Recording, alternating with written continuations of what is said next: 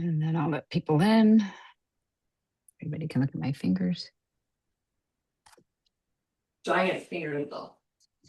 I know, right? That's not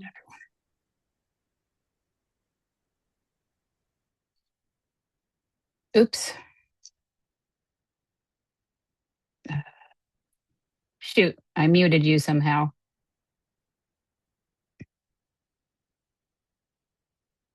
Georgia, how do I unmute you?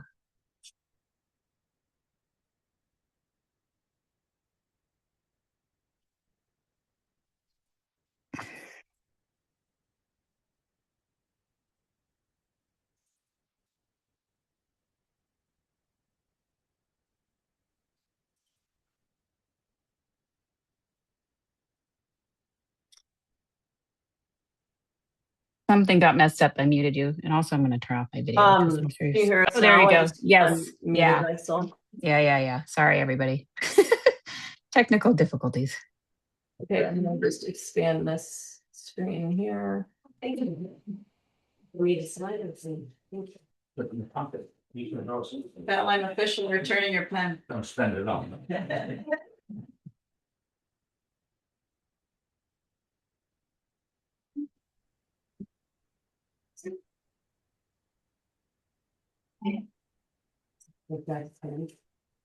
All right, Belle, can you still hear us? Everything's good? Yes, everything's good. Sorry about that. Sure That's does. fine. So what do you think? We're ready? I think so. All right. I'll call this meeting to order. It's a regular meeting of the Board of Directors of the Bolinas Community Public Utility District. All directors are present. Next item is community expression, opportunity for members of the audience, either on Zoom or in person, to address the board on matters which are not on the agenda and for which we can take no action, but would entertain a relatively brief discussion on a subject that you wish to bring to the board's attention. Is there anyone who would like to address the board on community expression?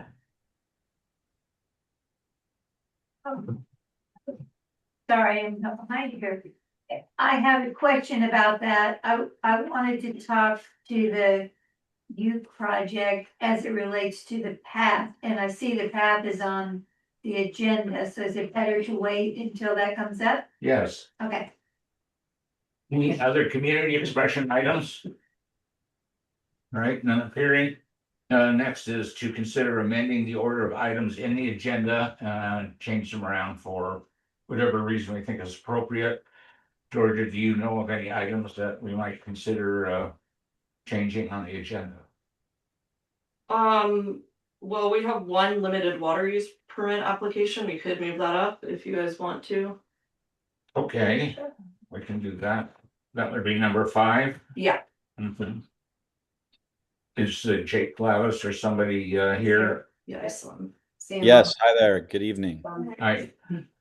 Okay, so why don't we move that up to be the right after public hearings under special reports, before we get to special reports. Sounds good. Any other items on the agenda to be changed around? I don't think so. I think everything else should be fine. Okay. Then I'll go on to action items, public hearings, receipts and notices. Number 1, there are none. And so I will advance now number 5 as the next item.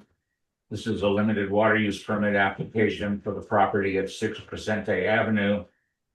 Jake Glavis of Pacific Ridge Construction on behalf of Samantha and Mark Keene.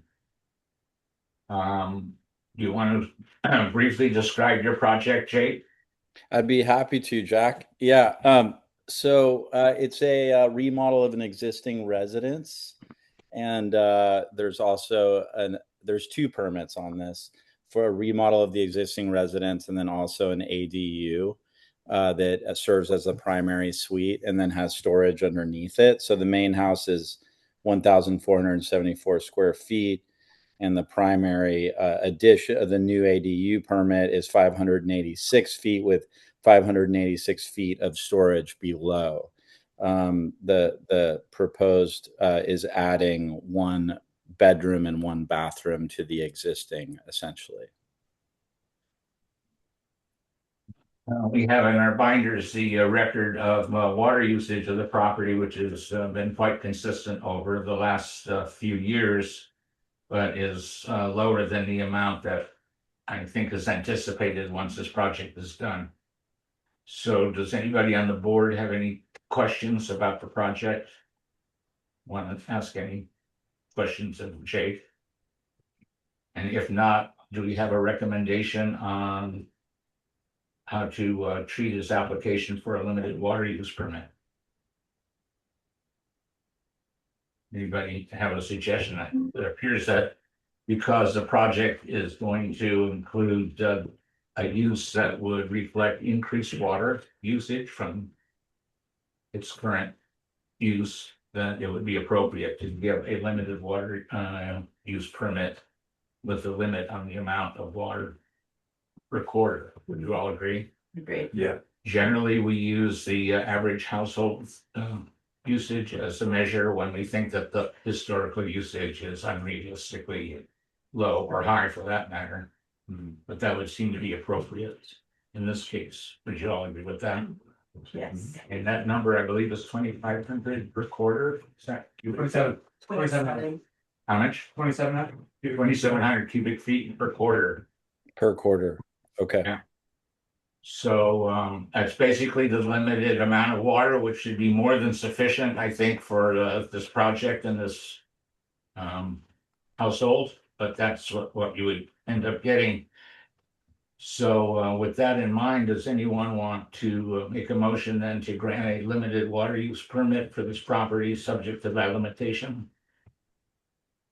Somebody, I so move. thank you. All right, I have one comment. sure.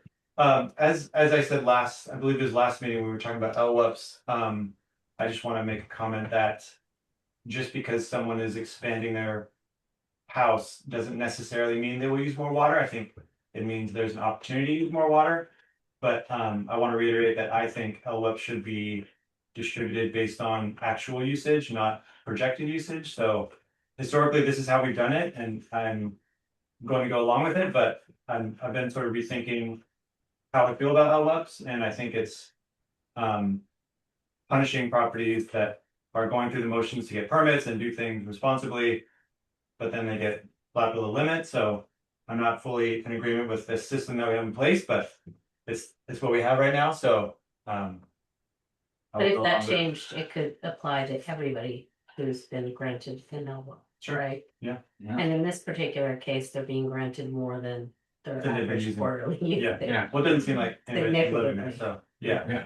Yeah. Okay. All right, well, for purposes of this motion, then I think we'll just continue with the process that we have now. Yeah. So any further discussion? I'll call the question. All in favor of granting the motion? Aye. Aye. Aye, Jalen. All right, Jake, so you'll get a formal notice on this, and that's the limit of water on the property, but it should be sufficient. Okay, that sounds good, and I really appreciate it. And just to add it, they'll definitely be conscientious of water usage on this property, Good. whether it be their house or their landscaping.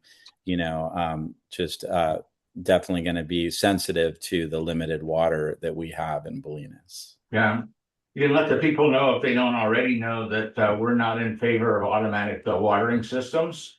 Okay. I don't know if that's part of their plan, but if it is, I would suggest they change it. Okay. Yeah, definitely drought tolerant type Right, landscape. but native. not a system that goes on and off by itself that could accidentally go on and run for a long time and no one knows. That makes a lot of sense. Yeah. I will definitely let them know that. All right. Is the And did we recommendation. mention anything about the other measures that we are recommending? Is that already in there, the flu?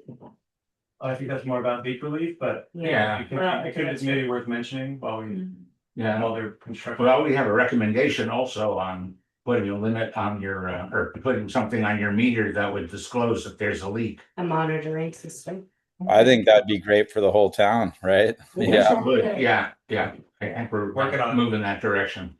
Yeah, So, that makes a lot of sense as well. Yeah. Yeah. All for There, it. there are several different varieties, all of which are very cost effective and also easy to install. And you get updates right on your telephone. So it's a really cheap way to make sure that you don't have a terrible leak when you're not at home. So we try to encourage that. Yeah, that'd be a major upgrade. I know we're getting a new water meter as part of this project as well, based on the fire protection requirements. So maybe that's an opportunity to install a device like that. Yeah, great. it'd be the perfect time, I think. Yes, it is. Yeah. Great. Yeah, I had a question related to that. When I saw the sprinklers on the plans, what happens if there is a wildfire that blazes through a neighborhood and everybody's sprinklers go off at the same time? How does that affect our water supply? Have you ever considered that or talked to BFD? Like, how does it affect the availability of water hydrants and things like that? Do you know? I don't As more and more houses are required to have sprinklers like this one, I just wonder how it might affect our water supply. I can ask. Usually affects pressure a lot. Yeah.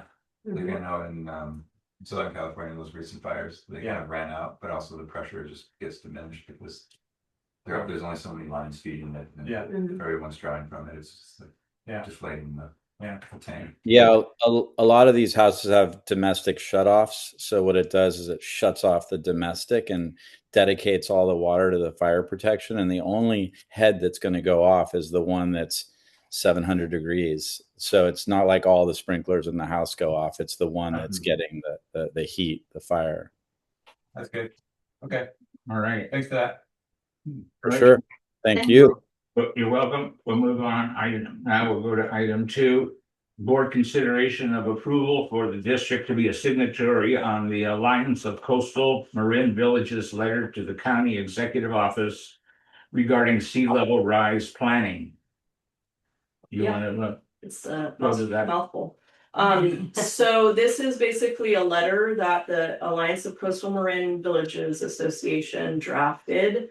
And I had a meeting with them on Monday to discuss this letter among other agenda items. For those in the public that may not be aware, this is basically an alliance of West Marin villages. And effectively, we just talk about things. I'm the Bolinas rep on that group. We talk about things that are impacting, all of the villages. And then when we come to consensus on specific issues, we often will write a letter and then solicit whoever can, have any impact on that issue. So in this particular case, this is around sea level rise. And basically, there have been, several county initiatives to develop plans and adaptation strategies for sea level rise. They are very much in the planning phase. And some of that is pretty dynamic. So Andrew Alexander Green served on I don't remember exactly what the name was now, but Steering committee for sea level rise. Okay, steering committee for sea level rise. And the county had paid a consultant, ACOM, to conduct that feasibility study. They paused that study recently and have sort of shifted gears and are reorganizing county structure. And instead of sea level rise adaptation being under the county development agency, they're moving it under the executive office. So there's all kinds of restructuring of personnel that's happening in the county, and they're trying to develop like a climate resiliency office that would be among, fire resiliency, all of these climate associated impacts. One of the things they'll be looking at is sea level rise. So what this letter tries to make the point that we would really like, there's obviously a lot of activity and resources that will be devoted to addressing sea level rise and impacts on the bay side, like in the Canal District, and all of these other, really low-lying places are going to be inundated with, water intrusion.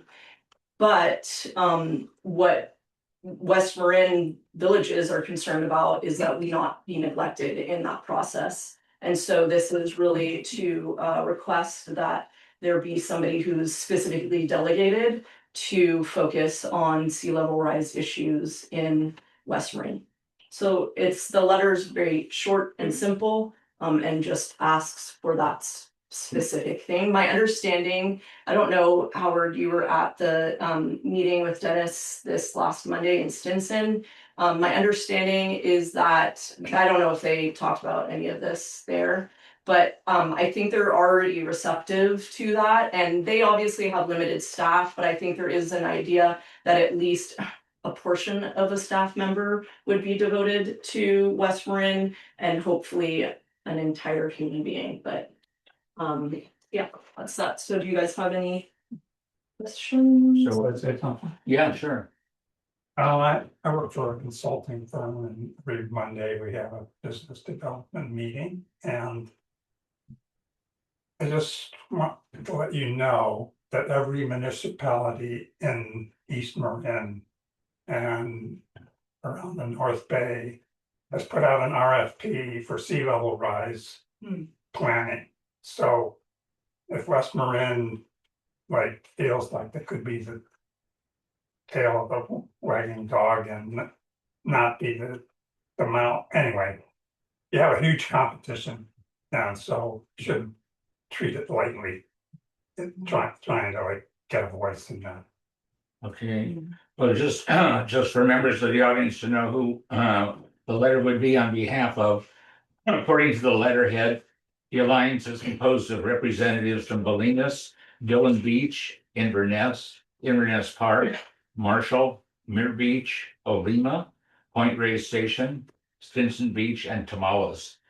So individually, we don't carry a lot of weight, but I think the feeling is that taken as a unit, that we would not necessarily be shifted to the back of the room. Well, We'll see. other than the low population. Well, that's it. That's why hopefully with the number of communities involved, it makes it a stronger. Excuse me? And the geographic scope. Yes, right, and goes the whole coastline from Tamales down.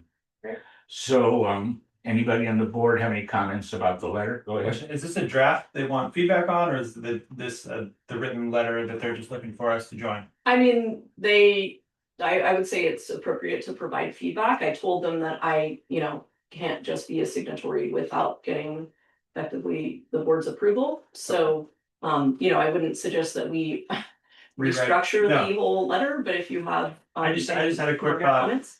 Hoping to strengthen the letter a little bit more, on page 3 of this item. It requires difficult negotiations with the California Coastal Commission, but I thought about adding even more, there will be federal agencies involved, probably National Park Service, there will be Caltrans, there will be Fish and Game. So not just the Coastal Commission, but probably numerous state and federal agencies. So, as a way to kind of drive the urgency of it, that was my only thought.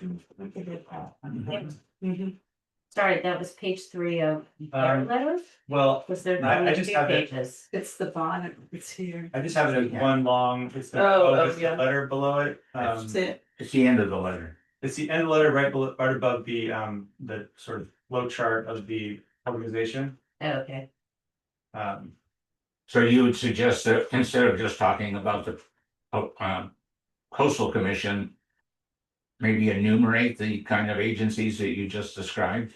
Yeah, just describe the complexity involved and yeah, just. But name them. In other words, just don't name one. Those are just a few that off the top of my head, but yeah, I'm sure there are many more. Sure, what do you think about I that? think Chris? that's a great idea, because Okay. I think it, when you start considering our Caltrans, it's the complexity expands exponentially. Mhm. Just getting the Y project done, for example, Yeah. there were 10 agencies involved, or roughly, so. Yeah. Mhm.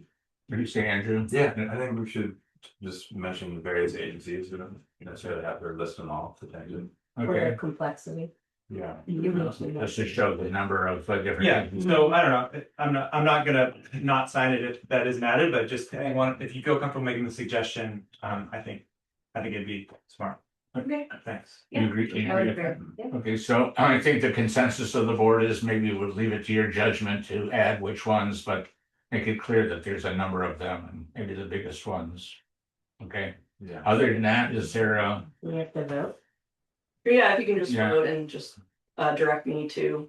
send a letter? Mhm. Okay, do you want to make a motion to that I'll effect? make a motion to suggest that we are signatories with the added comments that Evan has mentioned at George's discretion. Okay, is there a second? Second. All right, all in favor? Aye. Aye, 5-0, okay. I'm just curious, Andrew, so do you know when they might restart that steering I committee? don't know, there's been kind of like monthly meetings happening and ACOM has dropped out of those meetings.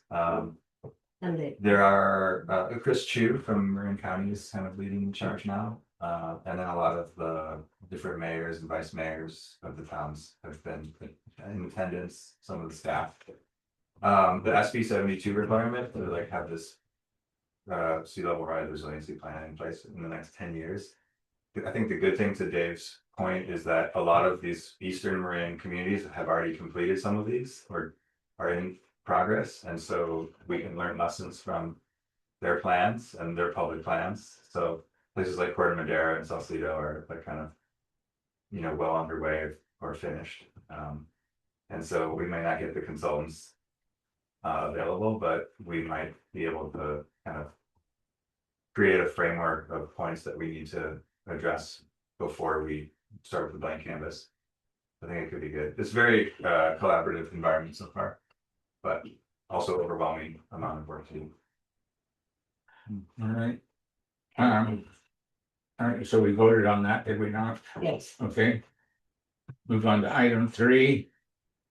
Update on eucalyptus removal project in coordination with the Bolinas Fire Protection District, utilizing Governor Newsom's state of emergency executive order for hazardous tree removal. And I think the best way to start with this is to have Georgia make a presentation on that update and let her complete it, and then members of the audience who have questions or comments want to address further matters can do that. So Georgia, you want to make your presentation? Sure. So basically I'm gonna read from this memo that I prepared for all of you, which is also posted on our website. But this memo provides updates to the board on hazardous tree removal project and related initiative. It supplements and provides an update to the memo presented on the May 21st regular meeting. See appended document. It also clarifies distinction between the hazardous tree removal project and the bike path project. So BCPUD and the Bolinas Fire Protection District Hazardous Tree Mitigation Project. BCPUD continues to work with the Bolinas Fire Protection District, BFPD, to address hazardous trees in Zone 5. This project leverages Governor Newsom's emergency declaration, which streamlines permitting for hazardous tree removal in the coastal zone by suspending full coastal commission and CEQA reviews. The Marin Wildfire Protection Authority, MWPA, is assisting with the application process. This is an ongoing effort, and BCPUD staff will provide regular updates to the board and the public. Our most recent meeting was held on November 18th, 2025, and the current status is summarized below. So that was a meeting that I had yesterday with George and BCPUD and Bolinas Fire staff. So scope of work, approximately 80 to 120 hazardous trees have been identified for removal under the executive order. The funding for this is through MWPA, anticipates allocating $200,000 to support removal of the first tranche of hazardous roadside trees in spring 2026. Additional MWPA funding is likely over the next several years. The approach is that this project will repurpose reports previously commissioned by BEP and BCPUD for hazardous tree assessment. I want to point out that smaller trees our ongoing growth management, just talk about that a little bit. So BCPUD also plans to proactively manage smaller diameter saplings less than 6 inches through routine grove maintenance. This work will proceed independently of the emergency project that I just talked about, and updates will be provided to the board and the public as this effort progresses. So now I want to talk about the status of the BEP project, so the Bolinas Eucalyptus project. The BEP application remains under review by the County Environmental Permitting Division. We are currently awaiting formal cost estimates from CEQA-related reports from the county and their environmental consultants. They should be getting those to us very soon. So the context, although the County Development Agency, CDA, marked the BEP application as complete, both CDA and Coastal Commission had identified incompleteness items that BEP and BCPUD were still addressing when CDA issued its complete status. So environmental planners and CDA later advised that these items should have been resolved during CDA's review to facilitate the CEQA process. The original BEP proposal, which contemplated removal of approximately 1,000 trees, would have triggered extensive environmental review. Initial permitting cost estimates reported in May 2025 were $40,000 for the initial reports, $100,000 to $200,000 for additional reports, and a potential environmental impact report in EIR, which could have raised permitting costs to $1 million and required a multi-year process. For additional background, please refer to the May memo explaining why the board paused the BEP project and chose to instead pursue hazardous tree removal under the executive order in partnership with the fire district and MWPA. I'm going to talk about that because I think it's important for everybody to know those details. So I'll go over it in a second. But I just wanted to talk about the bike path project because there's been some conflation of the two projects, and I appreciate the complexity there, and I apologize if that got confusing, but I just want to reiterate a few facts around the bike path project. So the bike path rehabilitation project is separate from the hazardous tree removal effort. The scope is a rehabilitation of the path only. No tree removal is included in this project.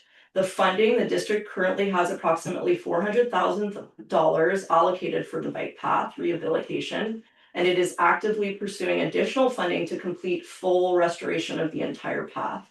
I had a whole special meeting on that. I'd encourage people to go and look at that video if they want to know more about the bike path project. The interplay of the bike path project with hazardous tree removal project. Hazardous trees near the trail will be addressed through the executive order tree removal project, not as part of the bike path work. This project will not delay, the bike path project that is, will not delay or interfere with the hazardous tree removal efforts described above. Okay, so I want to then move to the memo that was presented at the May 21st meeting, because that was sort of this very important point where effectively we made decisions about kind of putting our eggs in the Bolinas Fire District basket and pursuing this executive order that would be able to circumvent CEQA and I mean circumvent, I put in quotes, right? We're not considering environmental impacts, but you don't have to go through the lengthy CEQA process, and also circumvent coastal development permits. So obviously that was not at all what we were having to contend with the BEP project. So I'm just gonna go over the details here that were presented at that May 21st meeting. So the ad hoc BEP bike path committee, after consulting with BCPUD General Manager Georgia Woods, that's me, okay, recommend we pause and pursuit of the BEP's permit application to remove the full grove of 1,000 trees on BCPUD land. Instead, we recommend BCPUD simultaneously pursue 1, the bike path repair project using existing California State Parks grant funding, and 2, the clearing of hazardous roadside trees on Alima Bolinas Road and Mesa Road in collaboration with the Bolinas Fire District and Marin Wildfire Protection Agency as laid out in Gavin Newsom's recent executive order. Once the bike path project has been completed and hazardous roadside trees have been removed, we intend to pursue the broader removal of hazardous trees within the grove and environmental restoration as the Bolinas Eucalyptus project envisioned. Overview of the district efforts to repair bike path addressing hazardous trees in the eucalyptus grove. So now I'm just gonna go through some bullet points of all of these different kind of stepping stones that we've, got us to where we were at that point in time. So efforts on the bike path repair project and the Bolinas Eucalyptus project have been ongoing for the past several years. These efforts have been complex and convoluted. The following is meant to summarize these efforts and help contextualize the recommendations of the ad hoc BEP Bike Path Committee at this important juncture. Summary of milestones for the BEP Bike Path Repair Project over the past year plus. So in April 2022, BCPUD engaged WRA, that's an environmental firm, to create a biological constraint map for the property in anticipation of the bike path project, and also this Marin water project. So in January 2023, BCPUD executes the grant with the California State Parks to receive funds to rehab that bike path. In April 2023, BCPUD General Manager is advised by CDA that the bike path will not likely need coastal development permits, CDPs, because it will qualify for a repair and maintenance exemption as described in the local coastal program, or also known as the LCP. So in February 2024, BKF engineers for the bike path presented concept drawings for the bike path repair project. March 2024, BCPUD staff meets with county planner regarding the bike path project. We are alerted based on WRA's maps, portions of the existing path appear to lie within 50 feet of identified ESHAs. In this case, a coastal development permit will be required because in order to qualify for repair and maintenance exemptions, the existing path must lie outside the mandated 50-foot buffer of identified ESHAs. So that's all obviously bike path stuff that, in summary, essentially we thought it was going to not require coastal development permits, but in the end it turned out it was going to require coastal development permits due to the sensitive nature of that particular area. Okay, so in August 2024, BCPUD Board of Directors approves BCPUD to be a co-applicant on the Bolinas Eucalyptus Project CDP to the county. BCPUD staff advises BCPUD Board to hit pause on pursuit of the bike path repair until the BEP application plays out. Just to put some context there, that was because once we understood that there was some complexity that the bike path repair project was going to be dealing with as it relates to sensitive areas, it made sense if it was very easy and routine to remove those trees prior to engaging with the bike path repair project. Jenny, sorry, can you close the door? I mean, unless people want Maria.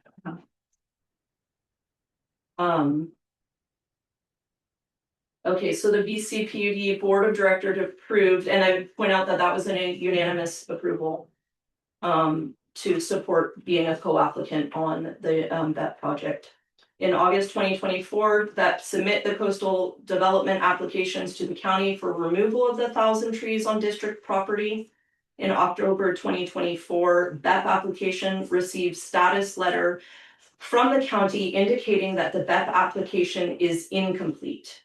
Okay, and then BEP and BCPUD staff began internally to address incompleteness checklist. February 12th, 2025, despite BEP and BCPUD not yet having had the opportunity to formally address incompleteness checklists, we received a letter from environmental planning that the planning division had deemed our project complete and that the application had moved forward into environmental review, including CEQA. So in on February 28th, 2025, BEP representative and BCPUD GM met with environmental planning and CDA planners to learn more about the environmental review process. BCPUD BEP are notified that BEP project is not CEQA exempt. We are advised that CEQA phase environmental permitting is not the ideal time to modify project scope or introduce phased approach or provide further project narratives to justify the need for the project. We are advised that these issues should have been more appropriately addressed during the CDP phase. They explain environmental review process. We will need to conduct an initial study. They explain that we can expect to pay at least $40,000 for this initial study, and the county will solicit a firm from an accredited list, and any firms we've previously worked with will be excluded. During the initial study, it is likely that additional technical memoranda and peer reviews may be required. County reps suggest that the project of this magnitude with substantial impact and within an environmentally sensitive area will likely take multiple years and could be expected to cost over $100,000 to $200,000 to get through permitting. And if environmental impact report is deemed necessary, then it could cost much more than this. So on March 1st, 2025, following devastating wildfires in Southern California, Governor Newsom issued an executive order suspending the Coastal Act and CEQA for removal of hazardous trees. So on April 17th, 2025, the ad hoc BEP Bike Path Committee and BEP representatives and BCPUD staff met with H.T. Harvey, the biological consultant firm that BEP had previously employed to help prepare their coastal development permit for the tree project, to discuss next steps and a potential to apply the executive order to enable removal of eucalyptus within Zone 5. So on May 6, 2025, BCPUD BEP received proposal from H.T. Harvey for a single task to determine if the project is eligible for CEQA exemption under the governor's executive order, and their cost was $13,250. So on May 7th, 2025, BCPUD staff receives alert from California State Park that the bike path project must be open to the public no later than January 1st, 2028, and BKF engineer advised that we need to resume the project design by September 2026 to meet this new deadline. The work to be completed in this timeframe will include finalizing the design, preparation of bid documents, public bidding, and construction. This work window does not include obtaining the coastal development permits that we will need to acquire prior to commencing work. I would just contextualize that at this point, we found out that the tree removal project was going to be very difficult and we wouldn't be able to remove all of the trees before we would be able to take advantage of the grant funds to repair the bike path. Is really the point there. Okay, so on May 8th, 2025, BCPUD staff meets with Bolinas Fire Protection staff to discuss the implications of the executive order and the possibility to partner with the fire district and Marin Wild Protection Authority to receive permission under the executive order to remove hazardous trees. MWPA is working with environmental consulting group Panorama that is helping them navigate and prepare project applications for exemption under the governor's order. Panorama advises BCPUD, BFPD to submit an arborist report identifying hazardous trees we would like to select for removal, and they will prepare application under their existing MWPA work order. Applications to remove the hazardous roadside trees under governor's order must be received within 1 year after the signing of the governor's order, so before April 2026. So May 15th, 2025, ad hoc BEP Bike Committee meets with BCPUD staff and BEP to discuss next steps, and ad hoc BEP Bike Path Committee formulate their recommendations. Here are their recommendations. Recommendations to the full board from the ad hoc BEP Bike Path Committee: approve pursuit of the coastal development for the bike path and seek proposal from, at that point, WRA and H.T. Harvey for this work. As it turned out, H.T. Harvey backed out and we, WRA submitted a proposal that the board approved. So direct BCPUD staff to continue to work with the Bolinas Fire Protection District with support of MWPA and their consulting biologist to receive permission to remove hazardous roadside trees and seek permit exemptions to do so under the governor's executive order. Communicate to Marin County Planning Department and Environmental Planning our intent to 1, pause our pursuit of the full BET project, 2, seek approval to remove hazardous roadside trees through the executive order, and 3, apply for a coastal development permit for the bike path project. Okay, that was a lot. Thank you for bearing with me. I just wanted to read something that is kind of more in a narrative format that doesn't get into the details here. So BCPUD board voted unanimously to support the BET project to remove the entire grove of trees and rehabilitate the site. BCPUD continues to work towards that goal. The steps we have taken may differ from BET's strategy, but ultimately we have the same goal. Zone 5 eucalyptus grove is an invasive grove that is degrading and poses a clear and present danger to public safety, particularly in the context of ingress and egress.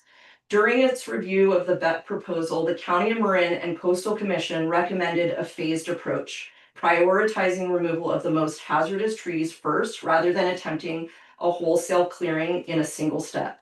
Our current strategy implements that guidance. This is not about preserving eucalyptus or indiscriminate thinning. It is about targeted removal of the highest risk trees to reduce existing hazards. The original BET proposal contemplated removal of approximately 1,000 trees, which triggered extensive environmental review requirements under CEQA and potentially an environmental impact report. Permitting costs were estimated at $40,000 for initial reports, $100,000 to $200,000 for additional studies, and up to $1 million if an EIR was required, along with multi-year timeline before any work could begin.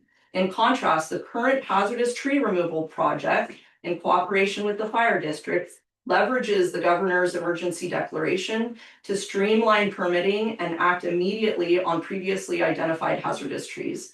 This phased approach aligns with county and coastal commission guidance and allows us to use MWPA funding to reduce immediate public safety risks without imposing significant costs on ratepayers or delaying action for years.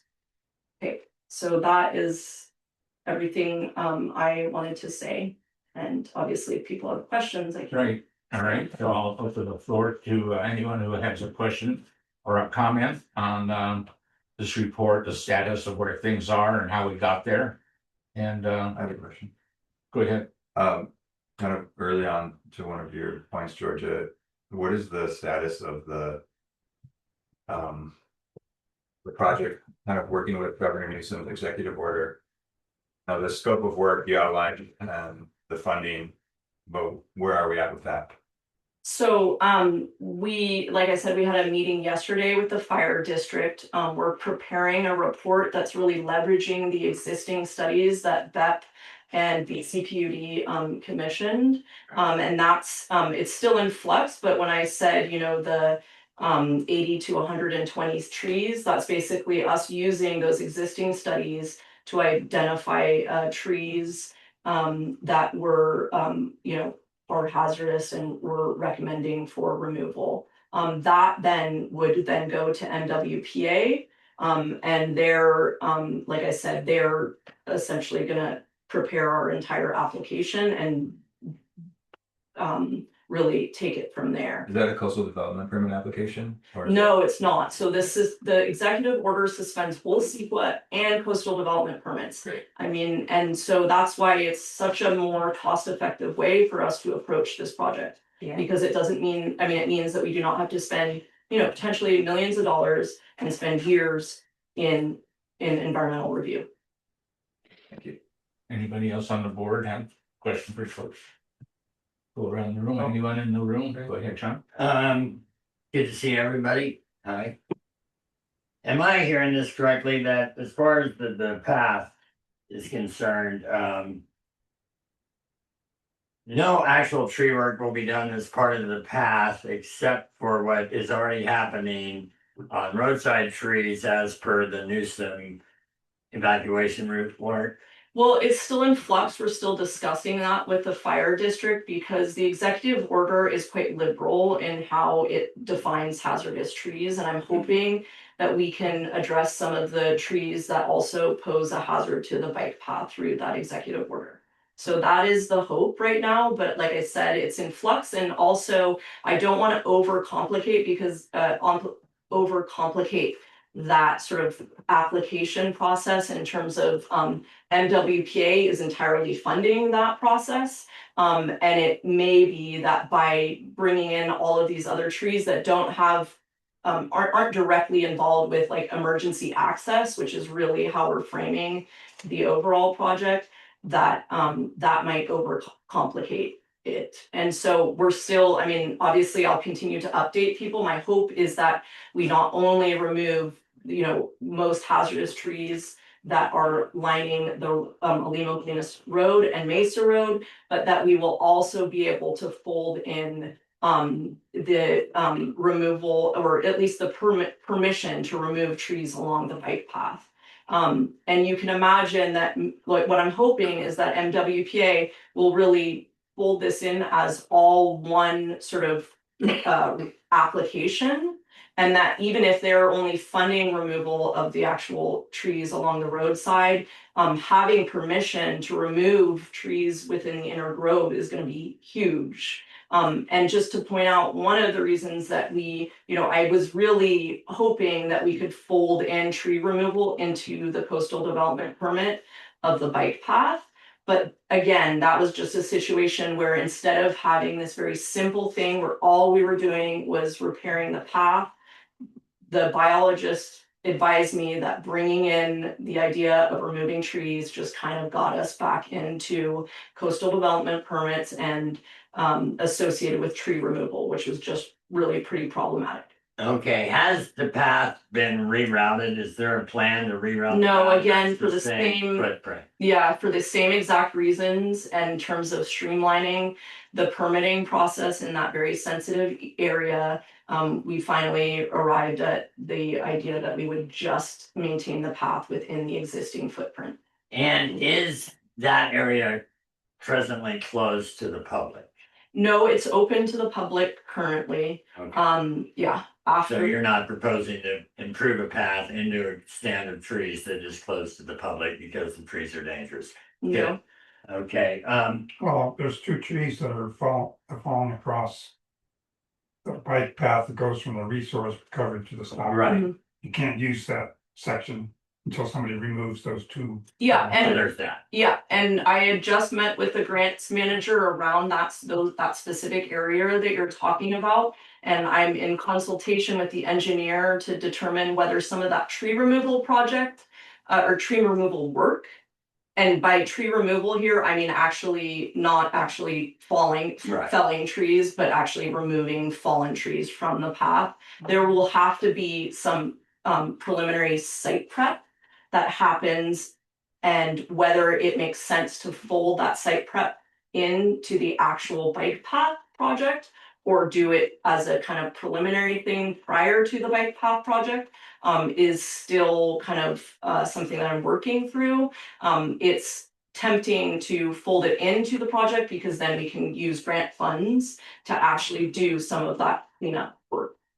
Okay, next Right question. now, there's two trees that are leaning against their neighbors, that when they fall, they will fall on the bike path. Yeah, So and that would be they're about 3 trees away from the bike path. yeah, and so Dave, just to point out, so when I was talking about removal of the hazardous trees and that whole thing, as I was just saying, if we if you know that work, the beginning of that work will happen in this spring, okay? And the idea is when we go through with, you know, people and think about the trees that are most hazardous, it would be great to remove some of those trees and do some of this, like I'm saying, preliminary site work in anticipation of the bike path project. So hopefully, I think that the timing should work well in terms of that. We're not going to start the repair until you know, that next year. Are you in communication with the county to try to, you know, they have approximately 48 to 50 trees in right away. are you communicating with them so that when you get to start spending Yes. this $200,000 this year or in 26, however that works, that you guys could maybe work together? Or Yes. hire So- together and, get more bang for your buck. Yeah, so we are in the process of talking, and I've had informal talks with folks at DPW to let them know that all of this was happening. We actually had agreements with them that then didn't pan out because we ended up deciding to leverage the existing studies rather than going out for new arborist reports. But I think, in my discussions with them, they're very cooperative. Basically, what we're trying to do right now, us in the fire district, is really clean up what we want this proposal to say. And then once we have a very clear directive, we're gonna hopefully do a walkthrough with PG&E and DPW because really it's like multi-factored, right? You need all of these folks there. Some of these trees we're not even allowed to touch because of their proximity to power lines. So, but the idea is that basically the fire district and ourselves want to get all of our ducks in a row before we start to complicate it by bringing other agencies into play. Okay, and at this point, you haven't identified which trees or in which zone or area that this year's 200,000 would be spent. That's Not this year, yeah, exactly. In terms of the funding, like what we're really trying to do is get a large swath of trees permitted under the executive order for removal. And then as far as the specific, I mean, again, I don't want to overspeak because it's really not my jurisdiction. But my understanding is that MWPA has multiple tranches of funding that they will be able to provide over the next 5 years or so to remove trees. As far as like how you identify the first tranche, that's not been done yet. And I think that the fortunately, actually, the project doesn't need to describe that at this stage. We're basically looking for approval to remove all of these trees. That would be a secondary step to look at, hey, how much funding do we have? Where do we want to use that funding in its to make the most of it in this first year and then in the subsequent years. Thank you. That's all I got for the moment. Appreciate it. Right? Dave? Well, now I can understand why it took 14 years to plan for the 101 widening and 14 years to complete the project. Yeah. I don't know. Have you all walked on the bike path? Thank you. Many times. There are routes that it's not revitalizing the bike path. You're gonna have to dig under the current bike path, remove the roots from the trees next to it, thus weakening those trees. So it's not as easy as it's all abstract, but it shouldn't be so abstract because it's not an easy project. And these trees are 170 feet tall. So when somebody says a roadside tree, what are they talking about? They're talking about a few hundred trees that are along these roads. If roadside means more than 170 feet away from the road. And also the bike path.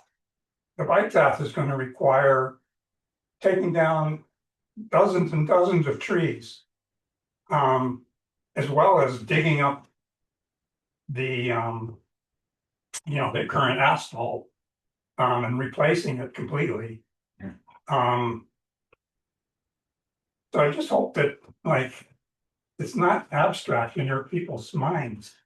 I was when I went looking for butterflies yesterday, and this Yahoo goes wheeling down the real bike path, not paved one, doing wheelies down towards the stop sign. So you guys are incredibly liable. Nobody's reading your signs that bike path is closed. And the town wants to use the bike path that goes along Mesa Road, not this winding sort of thing. I don't know, it's, I think it's far more complex than the agencies really. And and hopefully you people do realize it's not as abstract, it's not an abstract project, but that's the way it's being advertised as, like, we're gonna revitalize the bike path. You don't think it's You're gonna gonna just redo, you make a completely new bike path is what's gonna happen. take the existing path, the footprint, and make a new path? Yeah, and then convince the town that they don't wanna. You go directly from the DPED lab to the stop sign. Rather than doing this thing through the woods, there won't be woods anymore because you have to take down a lot of trees. Yeah. And then, Yeah, I mean, I and then these agree, three- Dave, but there's basically, can I just comment on Sure. some of this? I mean, when I originally came to this project, I had similar feelings to you, but we have a engineer, I really he's really great. He's done a lot of these path projects. That's what he does up in they're out of Santa Rosa. I don't think that he in any way was like bowled over by the extent of, you know, roots or anything like that he was having to contend with. I think that's often what you're having to contend with when you do these types of paths through like natural landscape.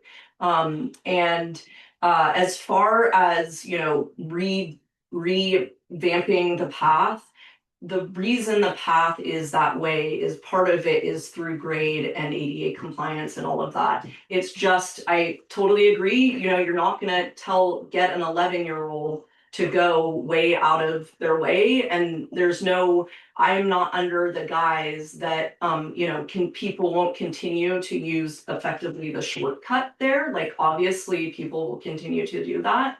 But we, you know, and in terms of the permitting associated with this, we have an existing permit for the bike path that was built in like 2008.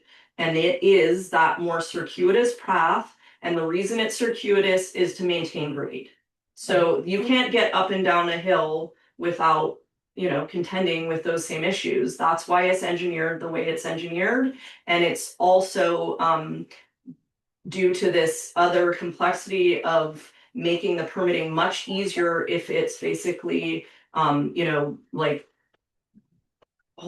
off of the existing 2007 permit. Like that is the way that we're gonna get this thing done. I think it's gonna be a really beautiful path in the end. It will allow you to bike, you know, safely from downtown up to the Mesa and from the Mesa downtown and to the school. I mean, that is really the entire narrative about this is really to improve people's ability to you know, safely get from points A to point B without forcing them onto Mesa Road, which is obviously totally dangerous. And I'd say from a practical standpoint, right now, obviously, it's, you know, the trees make it more hazardous. That's why we have this tree effort to remove trees.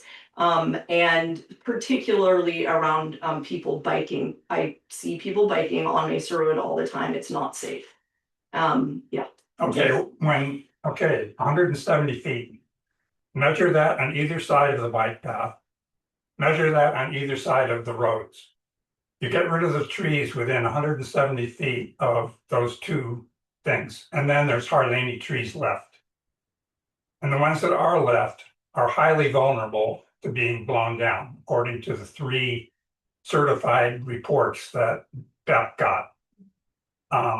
You know, over on the Cohen property, there was a 70 ute shot up and shaded this area that monarchs used to roost in. And so I asked the Cohens if I could cut down these trees. Okay, so John got me started. A eucalyptus tree, 120 feet tall this way around, is not small item. It's I don't know who you're going to get to identify what the hazardous ones are, but that guy better have a lot of liability insurance. these trees are holding themselves, each other up. And again, I think the tree that people had paid royally for that fell on people's truck that's only that big around. So I think again, there's way too much abstraction going on here. It's really a huge issue, and I would like VPA to protect itself, because you can also protecting the town. What do you propose? All the trees come down. Yeah. So we've already reviewed that proposal and discovered that if we try to take 1,000 trees down at the same time, it's going to take many, many years and a lot of money. And if we do it by phases, we can get it done cheaper Okay, and faster. one more point. Not cheap. BEP Yeah. did not, at least I'm sort of like this peripheral person with BEP. Their intent was not for BPA to be paying for this. Their intent was to be raising money from the community. It'd be like millions of dollars really that's needed. And that if they had BPA's support, it would be easier to raise money. Uh-huh. They were not asking BPA to take over raising the money. No, But that seems to be what your attitude is. no, it's not. Well, We're looking you at. should make it clear that I don't know how nobody's going to be donating money to BPA. Really, they donate money to a nonprofit organization. Okay. Yeah, and Is it still gonna cost a lot of money and take a long time if it has to have an environmental impact report? got me. Well, it may have got you, but our. And so you have to be in there kicking ass in those agencies. And not just like rolling over and say, oh, well, yeah, geez, we screwed up. You think the BPUD can kick ass on the coastal commission? Yeah. David, you gotta get real. Okay, well, CEQA has been removed, right, according to Newsom.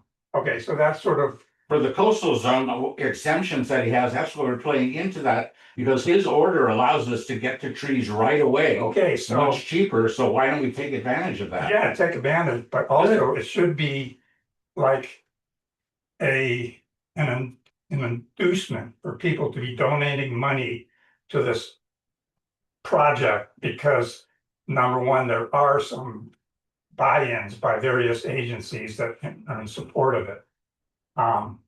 So I'm just thinking it has to be a different frame of mind.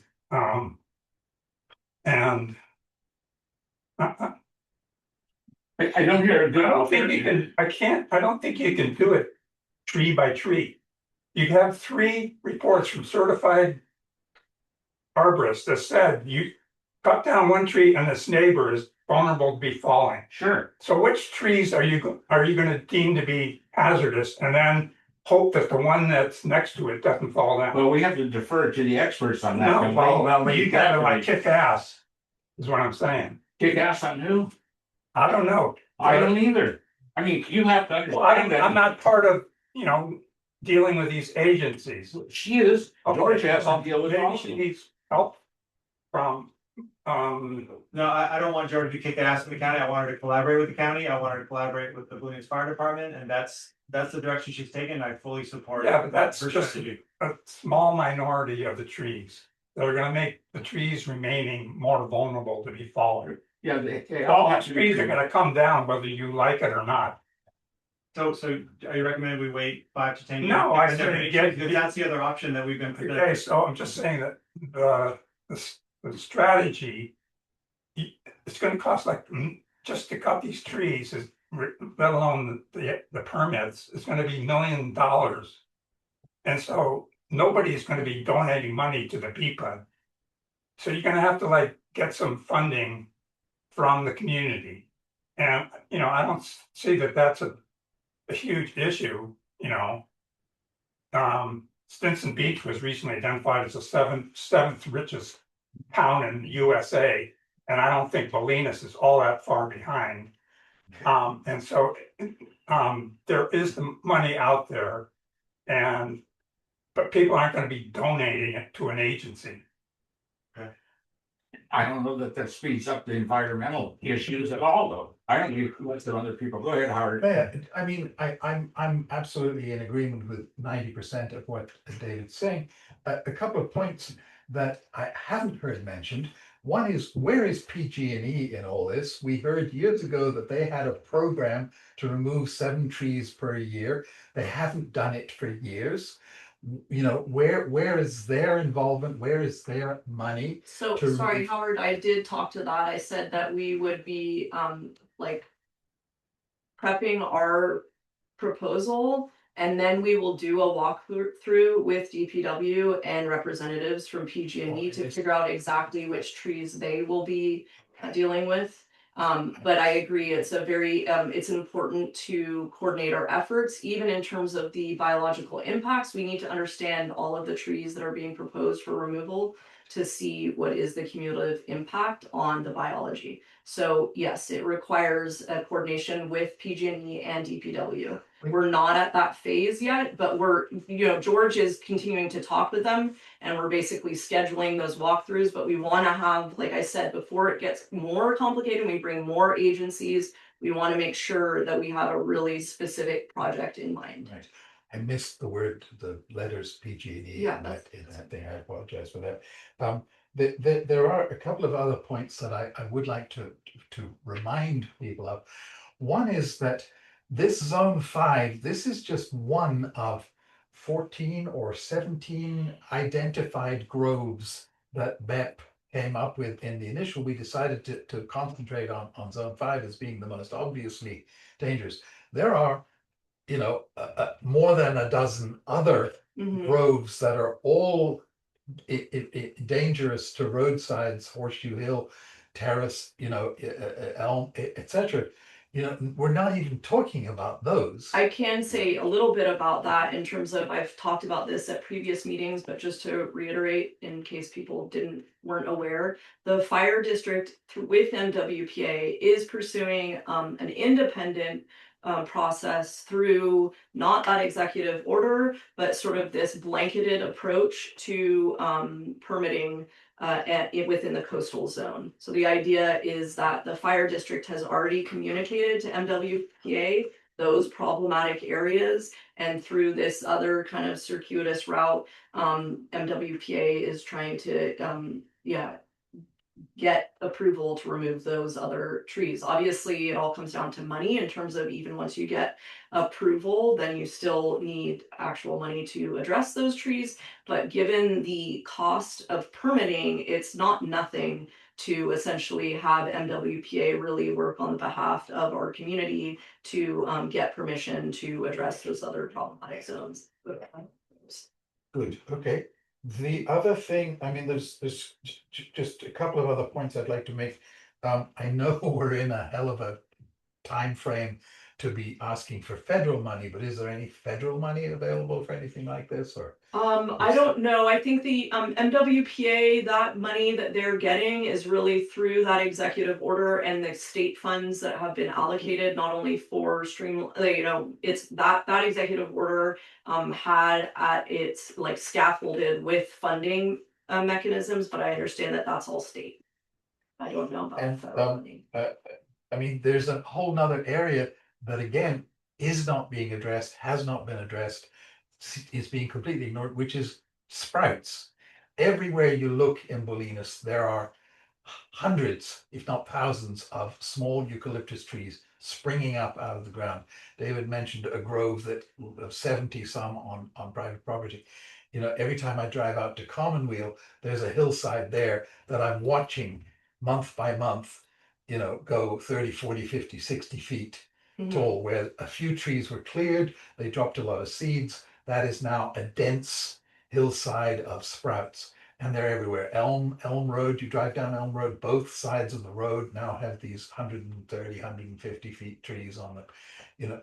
It's like a horror movie. If we started dealing with sprouts are a lot easier to pull out of the ground than full grown trees, and a lot cheaper. Is there any way that the BPUD could start dealing with that particular nightmare that is coming down the road towards us month? Eucalyptus trees grow 30 feet in a year. Yeah. So, I mean, all I can speak of is what I already spoke to, which basically is more proactive management within zone 5. We don't have any plans to start, just Going around addressing town? public property. We obviously, I mean, we are a water agency and Right, a sewer But we agency, are and we the, don't have the funds to Right. do, we honestly don't have the funds even to address our own property and, all of the management that needs to happen there. And I don't know to what extent we can, facilitate some of these, like, the management of other areas. It's not something that the board has ever brought up or discussed. To that point, somewhat was the funding that the fire department got for clearing in the CCC that did a lot of it. Various years, right? I'm not sure. The previous one that just happened was MWPA. No, but when they were doing the initial massive clearing out of the woods in there, wasn't it? It was through the fire department grant funding, as I recall. I thought it was CCC workers doing it, but I'm not sure about that. But they did getting out an enormous amount of the fuel. It was fire fuel reduction projects over the course of several years. I remember CCC too. That's what I remember. Yeah, I mean, MWPA hasn't even been around that long, so I'm sure, and George No, was it was- talking about When a Rita previous, was here, a previous iteration where they took down, they actually took down trees, like small, less than 6 inch, that's why I was Mhm. talking about 6 inch, was basically had been previous efforts to remove smaller trees. I don't know the agency that did that, but most recently that fire fuel reduction work was funded through MWPA and their subcontractors. I guess the last thing I would like to say is that, John, you've quoted a number of times in the past that the Humboldt County had a similar project of putting in a bike path under some eucalyptus trees. And the county said, no, you must remove the trees before you can put the bike path in. Is there not a possibility that somebody will pull a lawsuit saying you must do the Nukes work before the bike path, even though the funding is I don't 2 years or? I don't think so. I mean, that county has not said anything about that. And they would be the people that would be permitting that. Because again, it seems a little cart before the horse to do a lot of work. Well, like I said, I hope that some of those trees are removed through this process this spring. But again, as soon as you remove trees, they become vulnerable to blow down and so on and so on. So it's like you have to remove a lot of trees, and it doesn't sound like you're planning to remove a lot of trees. It sounds like you're planning to remove the least possible number. You think we're trying to remove the least possible? Isn't that what you're saying? I thought. No, Yeah, I don't. Have that We're saying that the board wants to remove all the trees. Yeah. Okay, all right, let's hear that loud. Well, that's. Well, Wanna hear it Jordan again? said that Yeah. several times. Yeah, say it again. All right, okay, fair enough. I'm just saying that, by removing any hazardous trees, you may have to remove more than you think you will. Yeah, Of course. of course. Yeah, Yeah. no disagreement. Okay, fair I enough. think that was part of I mean, what I do contend that the whole issue of taking down trees and making things more risky in there is a real thing. It's not like I'm ignoring that, but I would also say that that is against the drop back of things are not frozen there right now. They are already presenting a danger. And so you are dealing with two different scenarios. One, you go through this extensive permitting where you basically maybe are going 5 years without touching a tree. And in that time, things are hazardous. So what we are saying is, okay, we recognize that this needs to be done in a thoughtful manner, but we are looking to remove and mitigate the trees that have already been identified as hazardous and target those right now through this process where we already have funding and a streamlined permitting process. Yeah. I still feel that you're I- talking about 120 trees. The last PEP was talking about 1,000 trees, so it's a reduction in scale by 10 you know, what, No, you're acting as though instead of 1,000, it's 120, and it's not. The 120 represents the first 120 of Okay. the 1,000, okay, okay? okay, thank you. There's someone named Karen who's on the screen. I'd like to, she's had her hand up for a while. Hmm. Can you hear me, Karen? Yes, thank you. I have a very simple question. And that is that I go down the asphalt bike path and I come out near resource recovery. Oh, can you tell me where the bike path will be going? Is that going to be the end of the bike path coming down off the mesa? Because then the children have to walk along Olima Bolinas Road to get onto the bike path that goes to the school. So Yeah. what is the vision for where the bike path ends? I'm just not clear on that. Our plan has been that the bike path is our project and ends on our land. But you're right, we have talked about that issue many times because it leaves people at resource recovery and they still need a safe way to get into town. But it would require a path over somebody else's property and or the county's cooperation using Olima Bolinas Road. Because we no longer have control once you get off of resource recovery, it's no longer our property. But there's definitely a need to continue a safe path from resource recovery to when you get to the corner. So Yeah, and that's can an I issue. speak to that a little bit? So Please. when Kevin was there, when we did our site visit for it was kind of the let's hit go again on the bike path, and we had a representative from DPW there because I was asking him if it's possible to actually expand these rights of way, and maybe we would just do that instead of pursuing the bike path. Obviously, you can imagine if Mesa Road and Olima Bolinas were widened and enable people to use the roads but in a safe manner, that's kind of a more efficient way to get to all of these different places. What he said was that basically, yeah, he agreed that those areas are problematic and getting his eyes on these problematic areas was important. But he thought that that would be a multi-year process and to take advantage of our grant funds to improve some of these safety concerns. That's not to say that our bike path solves all of the pedestrian bike issues in town, but yeah, that's. I don't mean the direction going into town. I mean the direction from resource recovery to the corner where the Oh, okay. Yeah, is so school. sorry, Karen, I misunderstood you, but the idea there is that especially when those the roadside trees are removed and the path looks inviting, that and this is something that he talked about that DPW will be doing, not as part of our project, but complementing our project, is improving sort of the points at Mesa Road where you interface, at the Mesa Park, where you interface with our path. As you all probably know, there's no crosswalk, for instance, to get you from the path to the park. And the crosswalk that is at the base of Mesa Road along the Olima Bolinas Road, where you're talking about, Karen, is also really problematic, and that needs to be revamped. Again, that's not our project, that's county right of way, and that they would be effectively propositioning those projects as part to as a means to interface with the bike path that we've improved. And the idea there is that if you're like, say, a child coming from the school and you're trying to get downtown, then basically we are, you would take the bike path that's along Olima Bolinas, that's the nice bike path that runs along the farms there.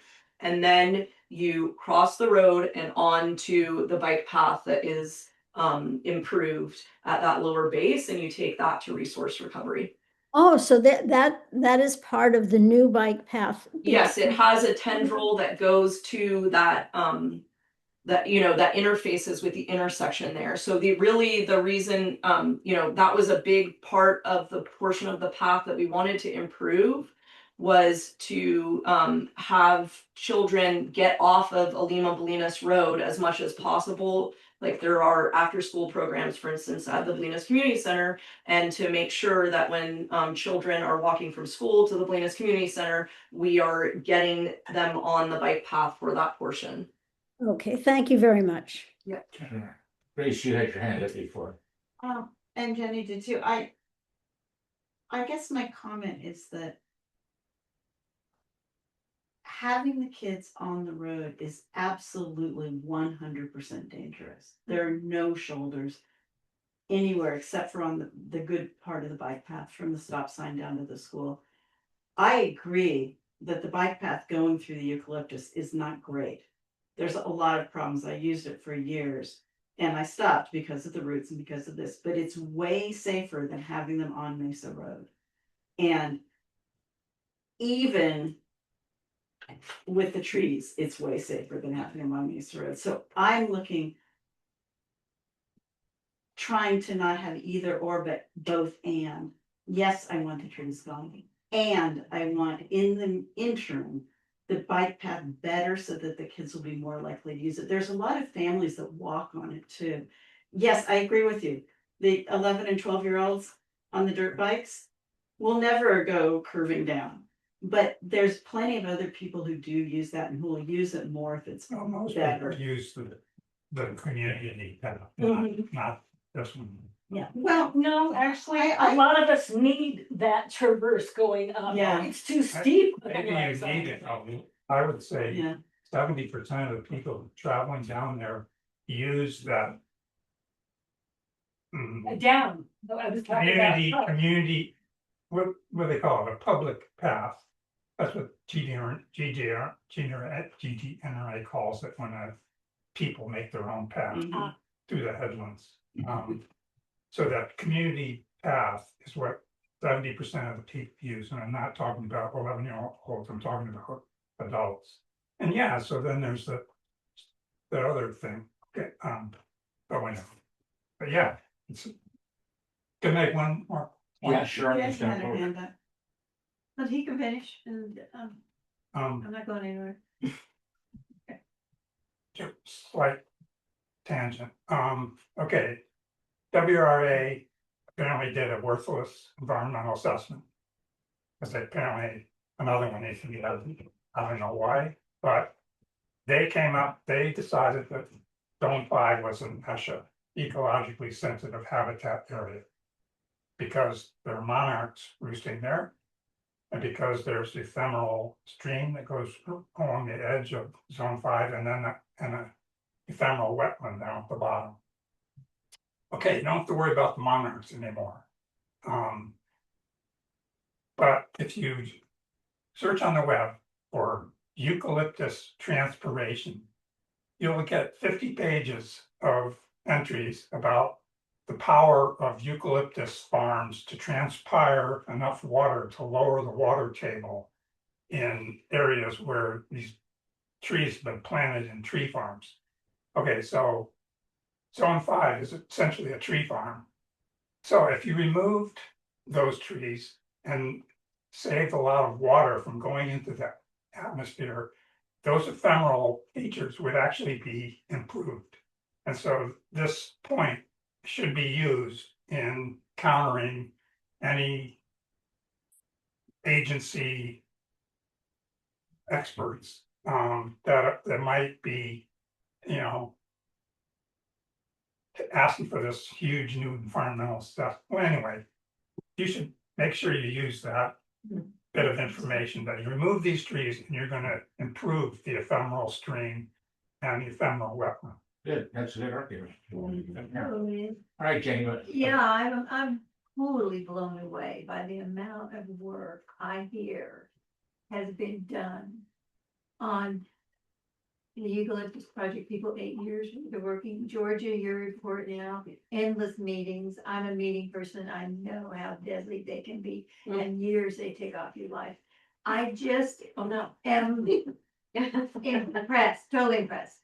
And here's where I'm trying to get to. I loved hearing that you're hoping to fold the tree and the bike path in together. Bingo, that's kind of what I was going for. So if that can really happen, that's great.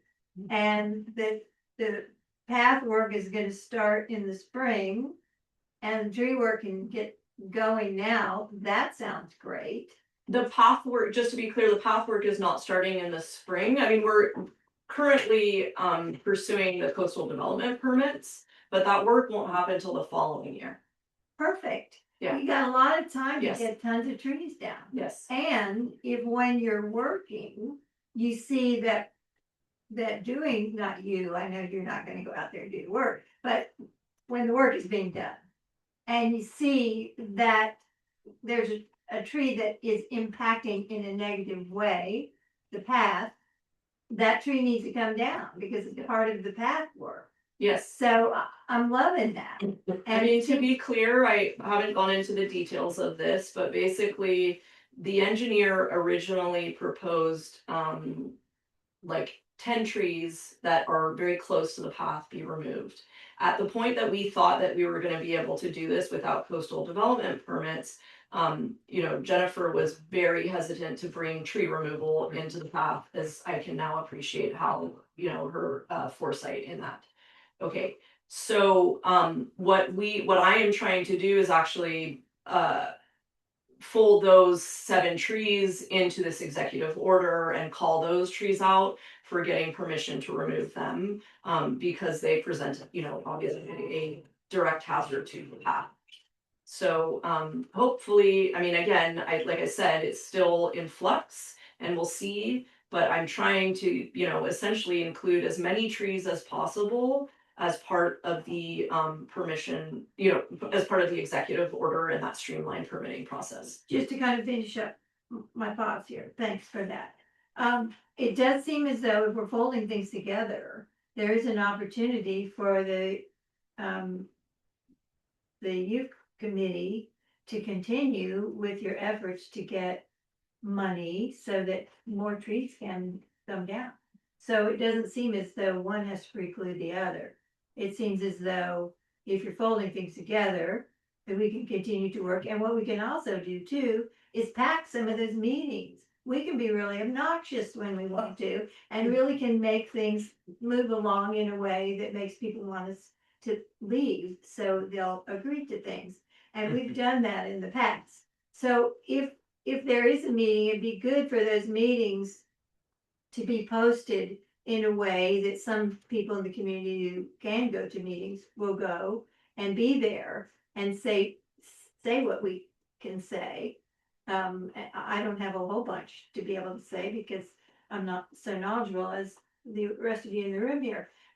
But I do think it's very positive, and I've been writing as fast as I can here because your report was just way full.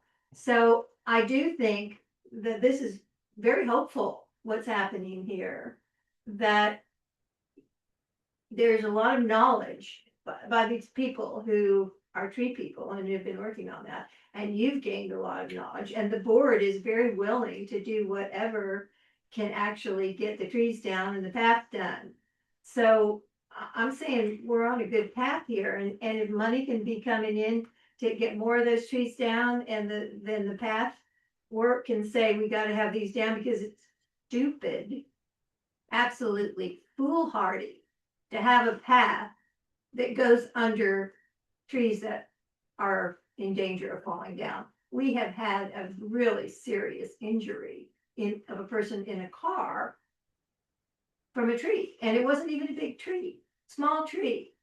So we really got to do this. If we're going to have a path, it's opening our community into a lawsuit if there are trees that are still dangerous for people who are working under there. So I think we can make this work. And I do think that it would help. Maybe I'm naive, but I have seen in the past when we used to go what they used to call mau-mauing, which is probably a very negative expression these days, but going into public meetings and making ourselves heard, that this is something that's real important and we need to get this done. So I think you've done a great job here for all these steps, and then I'd like to encourage the board to really work hard at pulling things together and not have it be adversarial here, but say, okay, we've got this report from Vet, we've got all these other things, let's make a mesh and let's collect some money to get more trees done, because that's the ultimate goal. Yeah, okay. I'm Peter Lucetti, so some of you may not know me, so I thought I'd tell you who I was. I just want to say this. I think we have a right and yes and yes situation here. However, I think we have a misunderstanding about jurisdictional scope and responsibility. So when we talk to VPUD, they have a defined jurisdictional scope and responsibility. They can solve part of this problem, but not all of this problem. And when we refer to the part of the problem that they cannot solve, we don't have a jurisdictional context to solve it. We have multiple interested parties who have conflicting and different agendas and different legal contexts: county, Caltrans, PG&E, private property owners. That is not a jurisdictional context. That is competing interests. So right and right means that on the first right, we can get VPUD to do what it can do. And the community, I'm pausing, just think for a moment, can be better off, would be better off, would benefit from it. It's positive. It's not negative. And I know there are many people in the room who feel strongly about this, but it's not complete. It's not the whole of the problem. Understood. Agreed. But from a jurisdictional point of view, we don't have a platform for solving the whole of the problem. And this fine gentleman over here has worked tirelessly on that idea for several years and still doesn't have a unified platform. Now, there are legal steps we could take as a community if we wish to create a unified platform to solve this problem. We could. They're complicated and difficult to implement. We could create a community services district, which is the tree removal community services district by vote of the community. And it could impose this solution on the community across all of the jurisdictions. We could create a community resiliency district to do that. And that can impose the solution on all of the community and the county and PG&E and everybody else involved. But that is an expensive, time-consuming process. It would take enormous will of the community, a vote of the community, beyond the capacity of what I've heard here tonight. So I'm going to just finish up by saying yes and yes and right and right. Yes, do what you can within the jurisdictional competencies and within the jurisdictional context of VPUD. What you can do should be done. It's beneficial. It is positive for the community. And have more patience and have more of an appreciation for what cannot be done in the context of VPUD, but must be done in another context which does not exist. Yeah. It does not exist. You can wish all you want, pray, hope, run around a teepee, do whatever you want to do. It's not happening today. It doesn't What about exist. school? It doesn't exist. What about the school? What about the school? The school children use that. That's great. We So- love that. We love the children. We love the school. They're not authorized to solve this problem. They are, because they work with Safe Reach to School. That may. I don't think that does it. I'm sorry. It doesn't do it. I know a little bit about this. I actually know a lot about this. It does not work. So I really encourage the community to do the right and the right. Solve what you can within the context of VPUD. And if the balance of the community, if there's a balance of interest in the room, there's energy in the room to pick up and solve the second half of the problem by solving the jurisdictional problem, cutting across all these different interests, go for it. Let's solve the whole thing. Nobody here said they didn't want to solve the whole thing. I didn't hear that. Well, But from a practical point of view, I just want to end by saying, I think it's important at some point to be transactional. And what does that mean? Pull the trigger, spend the money, execute on what you can within the law, within the rules, within the regulations, within the guidelines, do what the good that you can. Yeah. That's transactional. yeah. The VPUD got into this because it owns the land that has a grove of eucalyptus trees. As Howard points out, there's eucalyptus trees all over the mesa. Go down Elm Road, go down that. I mean, all of us know everywhere are the eucalyptus, okay? So the only ones that we have any control over are the ones that grow on our land. And we, have to get permits to do what we have to do.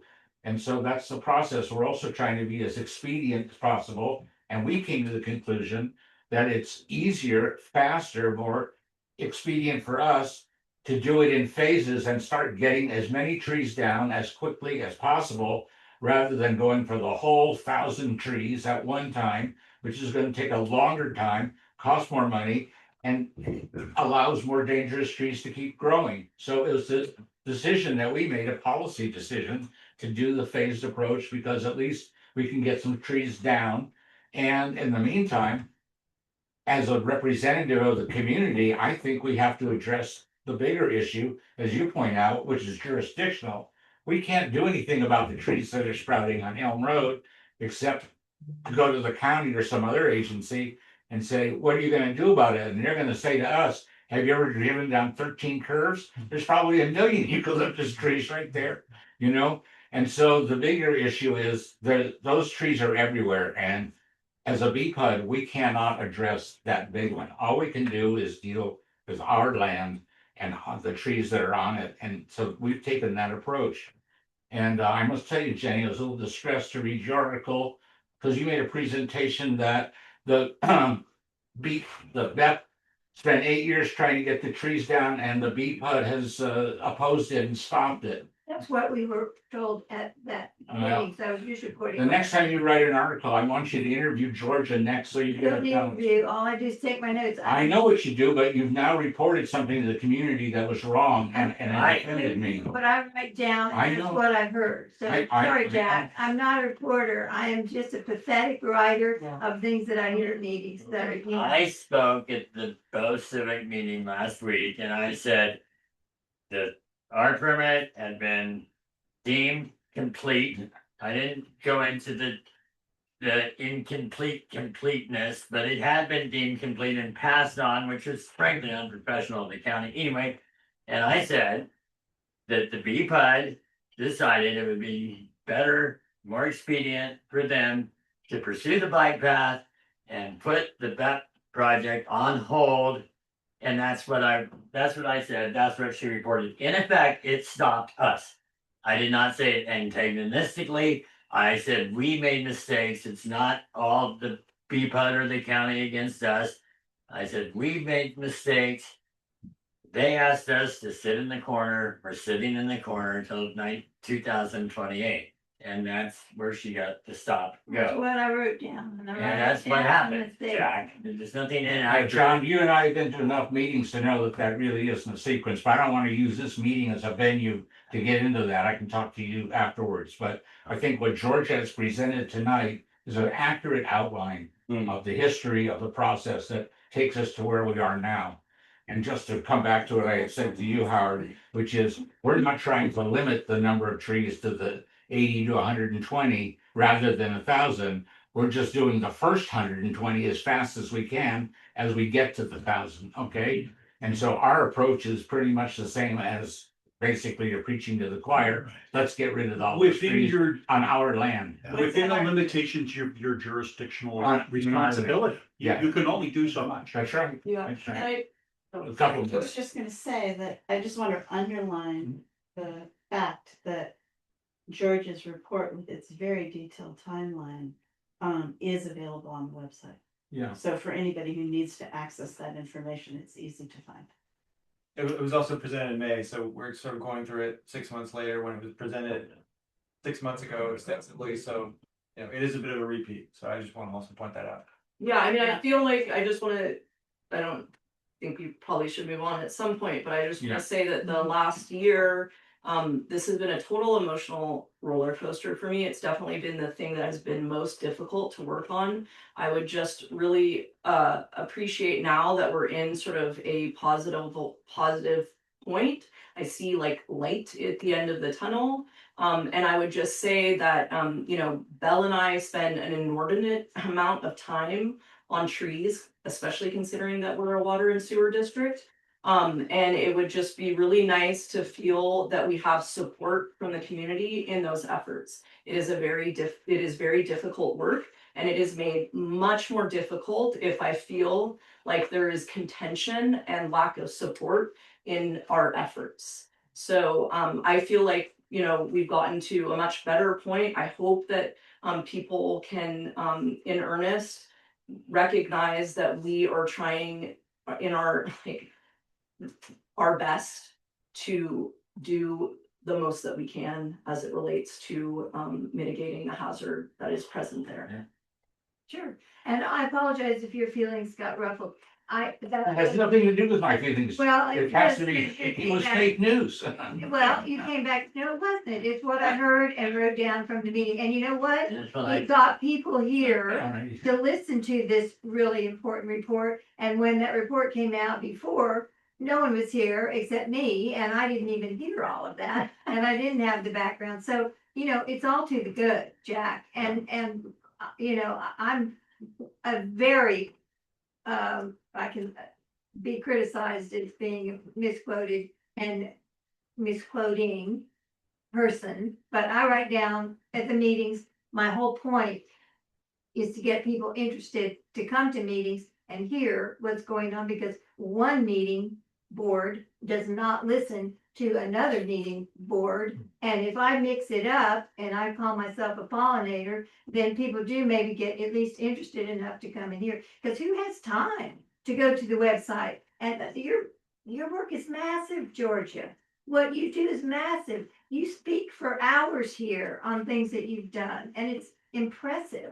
And I would never downplay that. But if I am at one meeting and that's what I hear, then I say it. And if it is wrong information, then I go to the next meeting, like right now, and say, okay, here's what I heard to follow up. So, yeah, that's all I can do. I'm an old lady, We and could that's ask all I Amy can to do. write what she's heard about tonight. Now it's accurate. Yeah, How? absolutely. Karen, you have your hand up on the screen again. I'm gonna, just a couple more, and we're gonna move on with the agenda. Okay, thank you. I just want to say how grateful and impressed I am by everybody in the room who's devoted so much time and energy to the work here.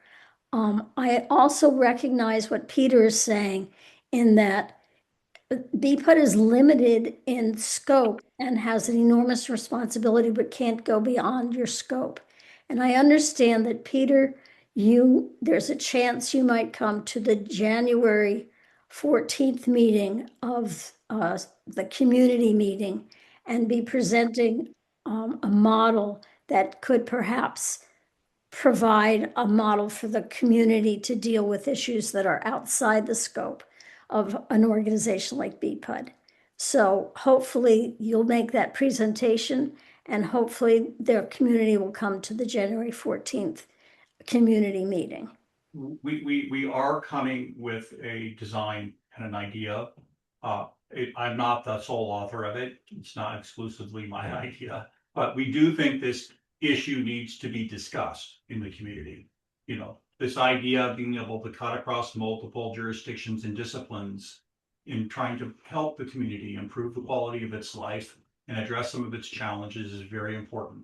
Now we're thinking about how could we do that in a way that has the legal context of what is more narrowly defined around BPUD, but might be more broadly defined for the community. So that is a conversation we need to have. Yeah. And I'm told by very, very well-established people in the community that for a very, very long time, the community has rejected the idea of trying to incorporate itself or become a city or a town. And that's not on the page that we're talking about. We have other ideas about how we might be able to shape some of that thinking and help the community. So we are coming, and it's not exclusively myself, there are other people involved. Howard, I'm gonna have, I'll let you do it, but almost. Very done. short, very, very Okay, short. Just to okay. say, I do apologize if I'm coming across as antagonistic, because I know the amount of work that's gone in from this group, and I really appreciate it. In that connection, I would just ask that the BEP not be removed from the name BEP Bike Path.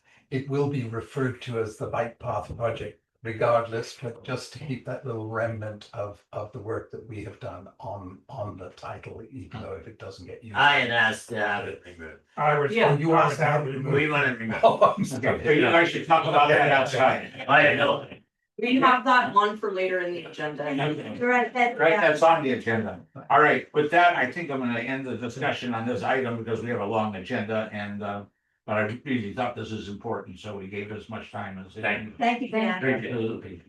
Thank you. All right, so with that, yeah, Thank you, Jenny, for recruiting everyone here. yeah. Yeah. Thank you, Georgia, for your report. That was Yeah, amazing. yeah. Yes, no question Okay. after reading that. So there are nothing under items 4 and 6. I'm gonna go to item 7. This is a discussion on district policy for approving a speed bump. Excuse me. I'm gonna take a moment while people are leaving the room. Go ahead.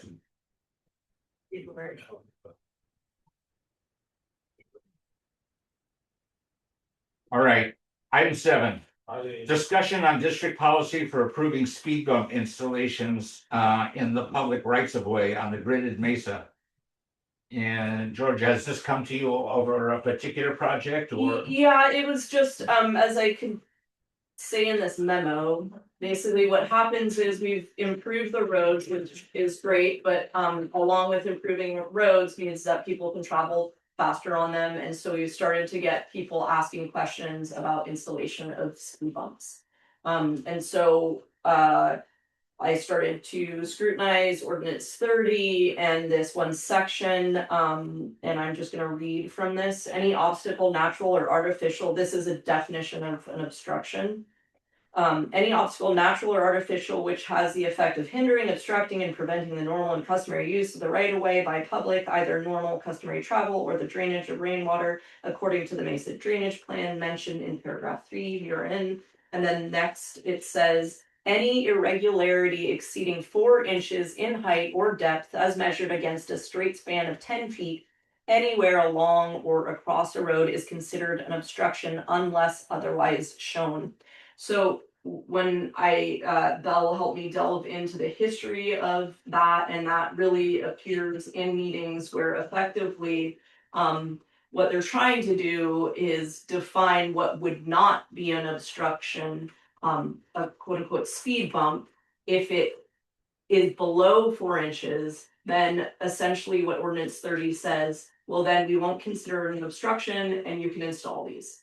Okay, so that's what we're effectively telling people right now. Hey, look at ordinance 30. Here are the quote unquote specifications for what you can do to slow traffic in front of your house. I would say this is counter to sort of the cleaning up of what we want to do, which is right now, as I've spoke of as it relates to road maintenance, we want to really encourage people to come into the office, let us know what they're doing in the rights of way, and effectively we would issue a encroachment permit. And in this case, we would be able to educate the person around, hey, make sure that, you know, the speed bump that you're installing is below 4 inches and blah, blah, blah. And that's the way we'd like to do it. Right now, we're not ready to overhaul ordinance 30 or anything like that, but I just wanted to bring it to the board's attention. People are asking us if they can put speed bumps. We are adhering to the existing policy, which says, yes, you can put them in. When we overhaul ordinance 30 and, you know, the encroachment permit documents and all of that, I'm going to suggest that effectively in the future, somebody would come in, apply for an encroachment permit. We'd say, what do you want to do? Oh, you want to put speed bumps? This is, you know, how you should put them in. And we essentially permit them. So there's not much to do here. I put it on for action in case there's something that you guys want to, you know, if you didn't want us to do that or whatever, you could let us know and direct us otherwise. I can imagine that the fire department would want also to know what kind of hump or bump was going to be installed. And I say that because when we did that down on Wharf Road, we installed speed humps, and which is a much more gradual than a bump. And so while you describe a height and a length, I don't think you're describing a width, and so that might be something worth considering. Yeah, I saw that as well. And it was funny when you go back to the minutes from that meeting. I mean, I would say that this is really also very confusing to basically talk about speed bumps without saying the word speed bumps seems very bizarre. And so I think that they were trying to avoid getting into wanting to tell the exact specs of what they wanted built there. But I would suggest that that's really what we should do when we overhaul this. We would just tell them, hey, this is what you can and should build if we essentially approve this process. And if we're approving it, I probably I would recommend that we also have the fire department approve it as part of that process. Yes. I mean, just driving up here from Wharf Road, and the speed humps on Wharf Road, as I mentioned, were much more gradual. You slow down, but you're not jarred. But then coming up as it overlook, they're much Terrace. higher. Up terrace. Up terrace, Yeah. sorry, much higher, and I don't necessarily slow down as much as I would on the speed humps, but it is I don't even get impacted a lot. So it made me think about that as I was driving up here. Yeah. The county put those in, that's a county road, so they're the ones. Well, and the sign says they're speed humps, Humps, but they feel more like they're bumps. I think it has to do with the width, Yes. yeah. But I was appreciating that too, Kirsten, that it's like the 10 foot, like when you, I mean, also it's really hard to even understand what this language says, at least for me. So I was thinking, okay, you're saying it's 4 inches and you're saying if it's 10 feet across, Right. then that's fine. But really, how wide does it have to be? Yeah. If it's just like a little triangle, like that seems super annoying. Yeah. So, anyway, Having been on the board at that time, remember we were concerned that it couldn't be so high that if you had a car that was bobbing out, then it was too high. And there were also people who Yeah. wanted to install, Spikes. no. But more than two, that it came up, you know, where people, so I think, and I don't know if it's in this ordinance or not, but I think that we had said, you know, you can have up to two. As people start to approach the front of your house, you can put one there, and as they leave the far boundary where you live, then you can have one there. But you can't put them every 5 feet, or you Yeah. can't have more than two of them basically for your house, because that's where people put them, is where they have them. But I agree with you that we need more specificity and supervision over them. Yeah. Go ahead. Are we concerned that the amount of administrative work and potentially going out to the field to measure them is more than a free service? I mean, I don't think, I wasn't envisioning that we would necessarily, I mean, obviously if there's like a problematic one and we're alerted to it, then obviously we'd be like, okay. I mean, that's really the status quo right now, honestly, right? Like we have no oversight. And so if somebody says there's a problem, we're gonna go investigate it anyway. I think what I'm envisioning is more that, you know, you have this permit, somebody checks the box, we sign it and we say, okay, you're installing speed humps. Here's the specification of what you can be installing. I wasn't envisioning that there would be any like, okay, we're gonna come out there with a ruler and measure these things or anything. More that if there is a problem, we have like, hey, this is what you said you were gonna do. Right now, I don't think that, I mean, honestly, I think in some ways just having clarity around all of this is kind of cost effective. I mean, sorry, time effective. So you just basically, if we, you know, and that's kind of why we're trying to like streamline everything. And obviously there's some effort to begin with to get all of this kind of stuff in order. But the idea is like you have a single permit, you're basically checking a box. Am I putting in a mailbox? Am I putting in this? You know, and basically it's sort of akin to requiring encroachment permits in the county right of way. And we're just basically saying like, hey, tell us what you're doing in the right of way. And the one thing I would say around mailboxes is that we do need to go out there for a site visit, but that's really what they should be doing anyways, because that involves digging. And at that point, they really need to submit for a USA notice and stuff like that anyhow. So anyway. Grace. I think that another piece of it is what material the speed bump's made out of. I know some people in town have made them out of concrete, which is really a terrible idea. Normally people have Don do it when he's doing a road. He knows how to do it. It's fine. It's when people get creative. I think that things get very bumpy, and I too am conscious of the fire department. The other piece that, in terms of the right of way, that might be just a personal pet peeve of mine, but it is not unknown for people to put large logs in what would be parking areas on the side of the road just to keep people away from the front of their houses, which I think is super unfriendly, as well as being an obstruction in the right of way. So, you know, it's not a battle that I feel that the people should fight. On the other hand, I think it is, when we're talking about that, we need to remember that people do that. I can think of 2 instances right off the top of my head. And In the same way that we don't like people to put their gardens into the right of way, we also do not want them to block off parking that their neighbors may need to use at some point. Can I say something? Yeah, Those speed humps on Terrace were actually, the community was involved in getting the county to do those, right? not too many people in the community. It was kind of a surprise, to be honest with you. Oh, yeah. You remember, yeah, Yeah, that they were. Okay, but anyway. I know you all read the point raised right, and you probably don't read sheriff's calls, but if you did read sheriff's calls for the 6th of November. That's part. You would see there's a call from Bolinas. About the average speed of traffic on Overlook Drive increasing. Probably to average around 35 miles per hour. Once the county did their very nice job to resurface it and then paint a dotted passing line down the middle of it.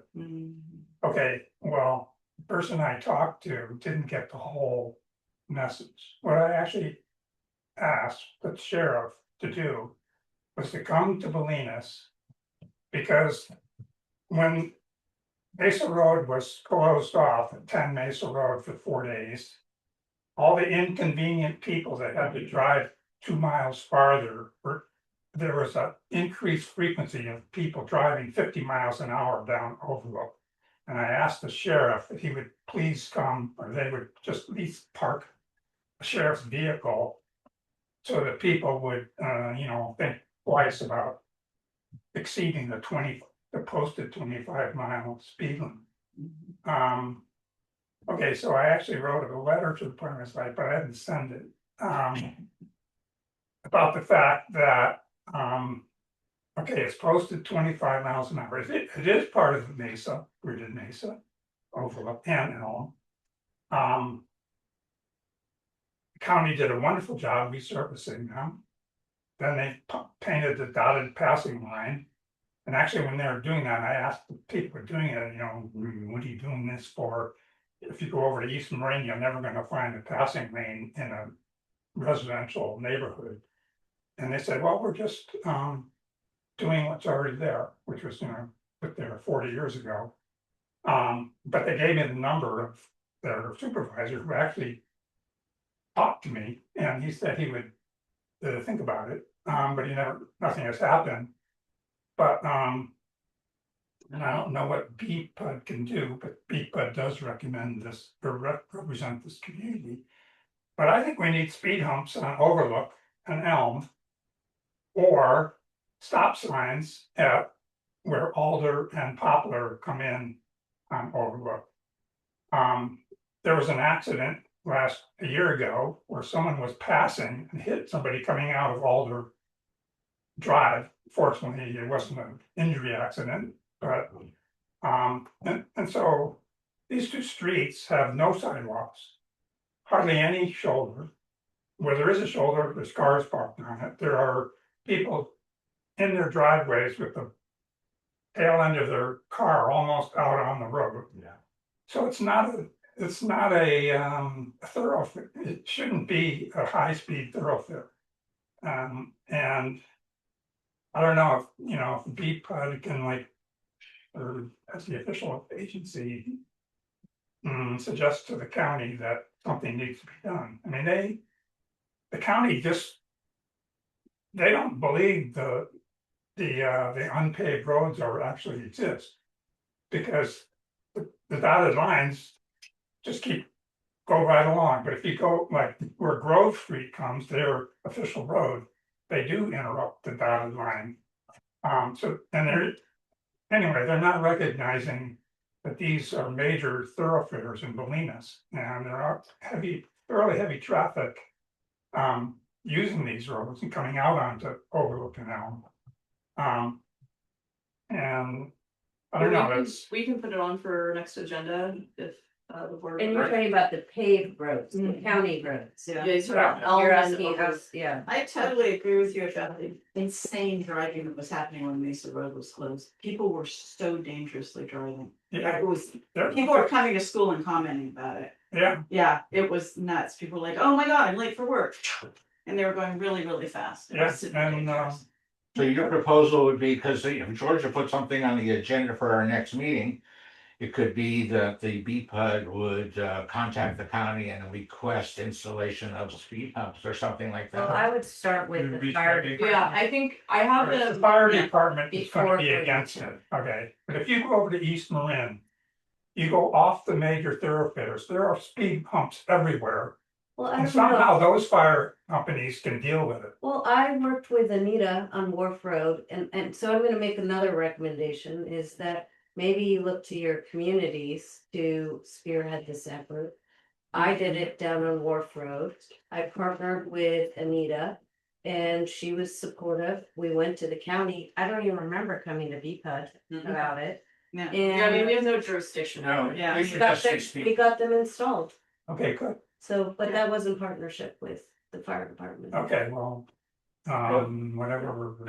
Well, what do you think for it? Should we put it on the agenda and talk about it at the next meeting I or? mean, if there's evidence of it happening with neighbor input and collaboration, then why don't you start there? And if you don't have any luck, why don't you come back? But I think we should, yeah, why don't you start with that? That'd be my recommendation. Okay, I feel like we've definitely written letters on behalf of the community before. Yeah. Like, if I'm wrote a letter about the why, Oh, yeah. the speed, I think we could write a letter. No, absolutely, and the county does pay attention to letters from the BPUD on subjects like this, so. But I would Yeah, so say, I, sorry, I was gonna say, I have this other meeting with the fire district around, remind me what it was, around the paving. Their paving metric, remember, I'm, and I requested, I need to craft that, but at the same time, I think this is a related issue. Which is basically, speeding on the roads and other, Safety issues. safety issues are associated with it. So I could suggest that we bring that up, and then, obviously those letters will have to be approved by the two boards. And so it will obviously take some time, but in the end, I mean, we could have a letter that's kind of more comprehensively directed at DPW around these issues. One thing I thank would, you, and yeah, one thing I. Georgia, you're doing a great job. One thing I would wanna say is just as Thanks, a Dave. caution, what we experienced is when the county then came in and elected where they were going to place the speed humps. Some residents weren't happy because it was right, next to their drive or access, so. I don't know, It's a I camp. just sharing with that, that's a gotcha experience, and then how did we as a community work with the county on where those. Devil's in the relocate. detail side. Yeah. I just to follow up a little bit on what Dave was saying, there's another spot that I find really troublesome. It's where Grove, the paved road meets Alder and goes off to the left as a paved road and Alder coming in as a dirt road. And people take that curve really fast going from Grove onto Alder. And there are more and more people now who are using the dirt part of Alder. And it does seem to me that it would be some sort of sign there, like yield or slow or something to indicate that people who are coming down Grove and are gonna turn need to respect the fact that there is another road there. And it'd be kind of good to look, or if you're turning from Alder onto Grove, people just zip through there. And if you're coming on Grove and somebody's coming off Alder, so many times I've almost been hit there and bikes go there. So I don't know what we can suggest to the counties because that is their road, or maybe put just our own sign on the dirt road. But indicate that that area maybe is a 4-way yield or is a place where you need to slow down at that intersection. All right, well, this will be part of the discussion when we have the item on our agenda. Yeah. So, That would be great. okay, I'm gonna move on to the next, item 8. fly through the rest of this agenda. Excuse me? I said we're gonna fly through the rest of this Yes, agenda. ma'am. Yeah, okay. 8, Okay, so this is basically an ordinance, proposed amendments to ordinance 28. That is our existing cross connection control ordinance. I am working on cross connection with the general managers. We have a working group with Muir Beach and with Inverness IPUD. And that's been really helpful. This is a very complicated issue. I've brought it up to you guys before. There's basically new statutory mandates associated with improving or augmenting our cross connection control program. Cross connection is basically the idea that, okay, if you say had a swimming pool on your side of the house, or sorry, on your side of the meter, you're a resident with a swimming pool, you have, you know, highly chlorinated water, and that water got back into the public water system. This is basically measures to prevent that, and what you and that's a cross connection is basically identifying those problematic, risky connections. And so then you put what is called a backflow device on the customer side to prevent that backflow going back into the public water system. So this is very different. It's kind of one of those things that was handed down from the state, and all of these public water districts are and utilities are trying to contend with it. They don't have enough funding to do it, and it's very expensive. And so some of it is basically rules that the state is mandating, and then kind of loosening their restrictions. So anyway, all that to say is that you're going to hear a lot more about this program as I bring we have to approve our plan in December. So I'll bring the plan forward. The plan is very kind of cursory. And then you need to think about, okay, how am I going to actually implement this plan? And that will be happening over the next year. But in the interim, our plan, the approval of our plan by the water board. So you guys will in December effectively direct me or approve submission of the plan to the water boards. The water boards will then get our plan and start scrutinizing it and start giving us feedback. And over this next year, we need to start implementing the plan. That's when you start to really flesh out the details of all of this.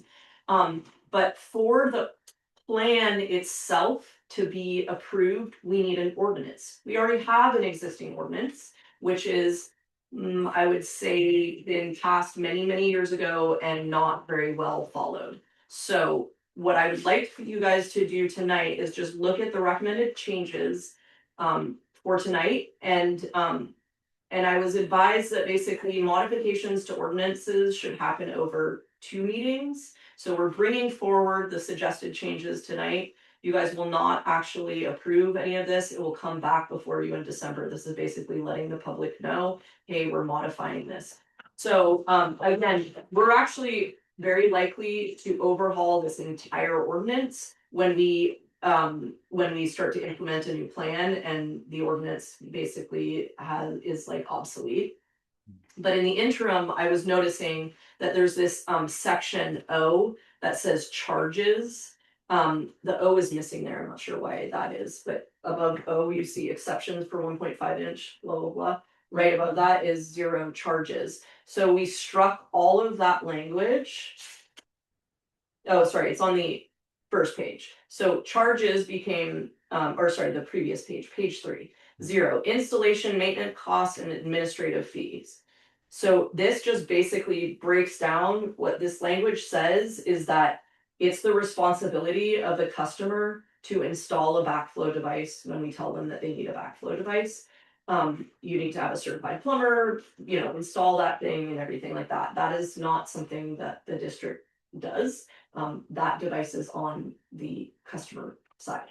Then it says the annual testing. We also don't have any certified backflow testers currently in the district. So that is also on the customer. What we do is basically the administrative side of things, and we have an administrative fee of $20 annually associated with that. So that is basically really what we're doing right now. We're not currently charging that $20, but we have this whole fee structure that has never, as far as I know, ever been implemented. It's totally erroneous and very confusing. And so basically all we're saying is, hey, when we go through our customary process of making sure that your backflow device is working through the annual testing, we will charge you $20 associated with that. Yeah, Andrew, How do we know that someone has a backflow device?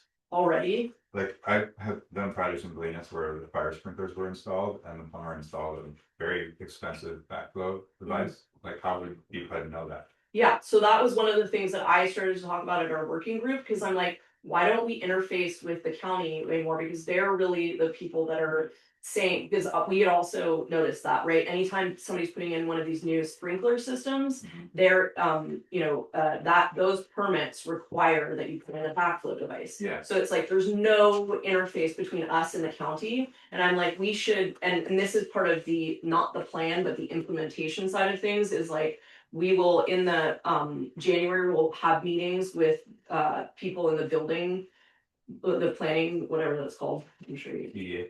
But like the building division or whatever. Yeah, building part.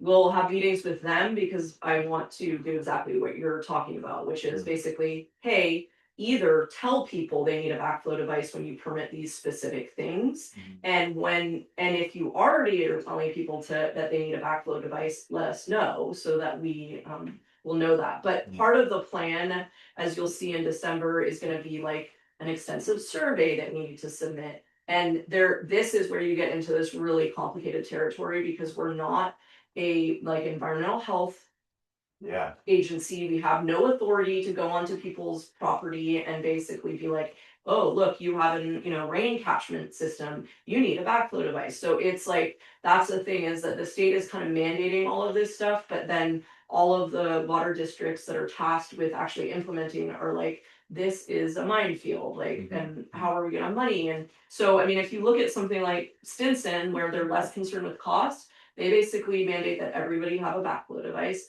They tell them exactly the specific, very expensive backflow device that they need. But you can imagine that for us to start, adopting that kind of approach would be very expensive, and so we need to start thinking about like what do we want to do? What is the survey going to look like? How are we going to define risk? And anyway, so it's complicated, and there'll be more on it. Well, what if we just say we've studied it and it's not feasible? Make the county do it. The building and safety do it, or environmental health. Well, this is the statute. I mean, if you look at the rules associated with this new Calperius statute, we can't do that. It is our responsibility. So anyway. Seems really unreasonable.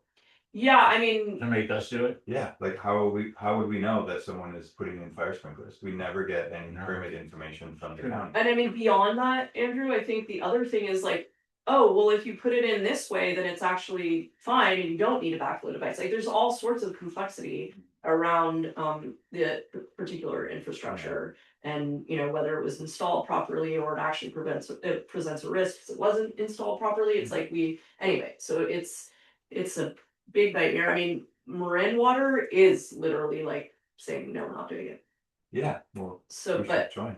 yeah, anyway. So if you have a hose bib, do you have to have when do you have to have one?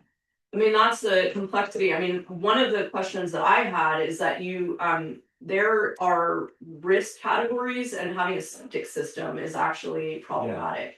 Especially, and this gets into this complexity. If your water line is X distance from your leach field, it's like, how would we ever know any of that? It's not our jurisdiction to know it. Yeah. But on that level alone, if that's something that says, oh yeah, that really is a risk, and you should just mandate that everybody who has a septic system have a backflow, well, then we're talking about everybody. So like at some level, those are kind of, again, on these very high levels, like, I want to know how risk is being assessed, because there's no point in me, submitting some 50-page survey to find out if everybody has, X, Y, or Z, when really the kind of lowest common denominator is the septic system. I can say, oh, well, everybody has a septic system, and so we're just mandating backflow devices. Anyway. Or a well. I mean, a well. Yes. Yes, that's a high risk as well. Well, and that's probably why Stinson's doing it, right? Because everybody there is on the septic system. I mean, I think they're doing it because they just don't want to get, you know, embedded into the morass of like, you know, trying to figure out risk and all of that. Yeah. And they've actually had theirs for a while. And to be clear, we already have a backflow program, or sorry, a cross connection program. We have, I think it's like, Belle, how many, I mean, if she's still here, like 25 or 40 or something? I don't. I think it's 26. Okay. Yeah. So 26 backflow devices in the district that we, you know, currently administer in terms of making sure that people are undergoing their annual testing. Because it's not just obviously the installation, but these the device needs to be tested annually to make sure that it's functioning properly. Right. Anyway. All right. I actually, I looked back at my notes, I filled out some sort of survey for BPAT in January 2015 about a Yeah. backflow preventer, so was that a county, community-wide survey to Mhm. figure out who has them? Yeah. Yes, and we'd be administering something like that again as part of the plan, like that's what the plan says we will do. There's also all this complexity around the certifications associated with that, like whether we need a cross connection control specialist to help us develop that survey, like it's really, really complicated landscape. So I guess I would just say you guys don't have to worry about any of that right this minute. But it will be a recurrent theme over the next year or so as we try to, you know, hopefully just abandon it as Andrew was suggesting. How did you get the survey?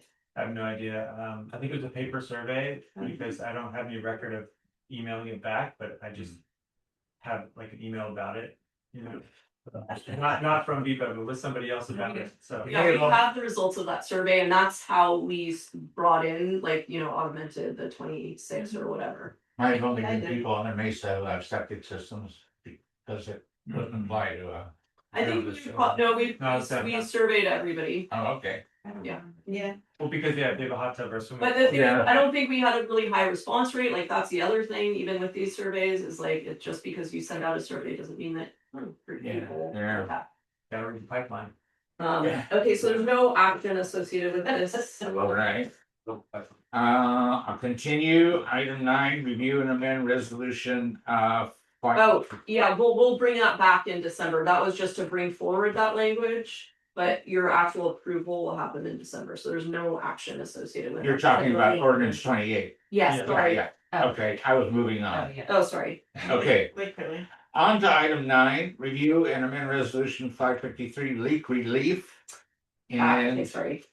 have a memo here about, we brought this up and there's recommendations on what the revisions could be. And according to what you've given us, one of them would be to institute $150 cap on the amount of leak relief granted per occurrence.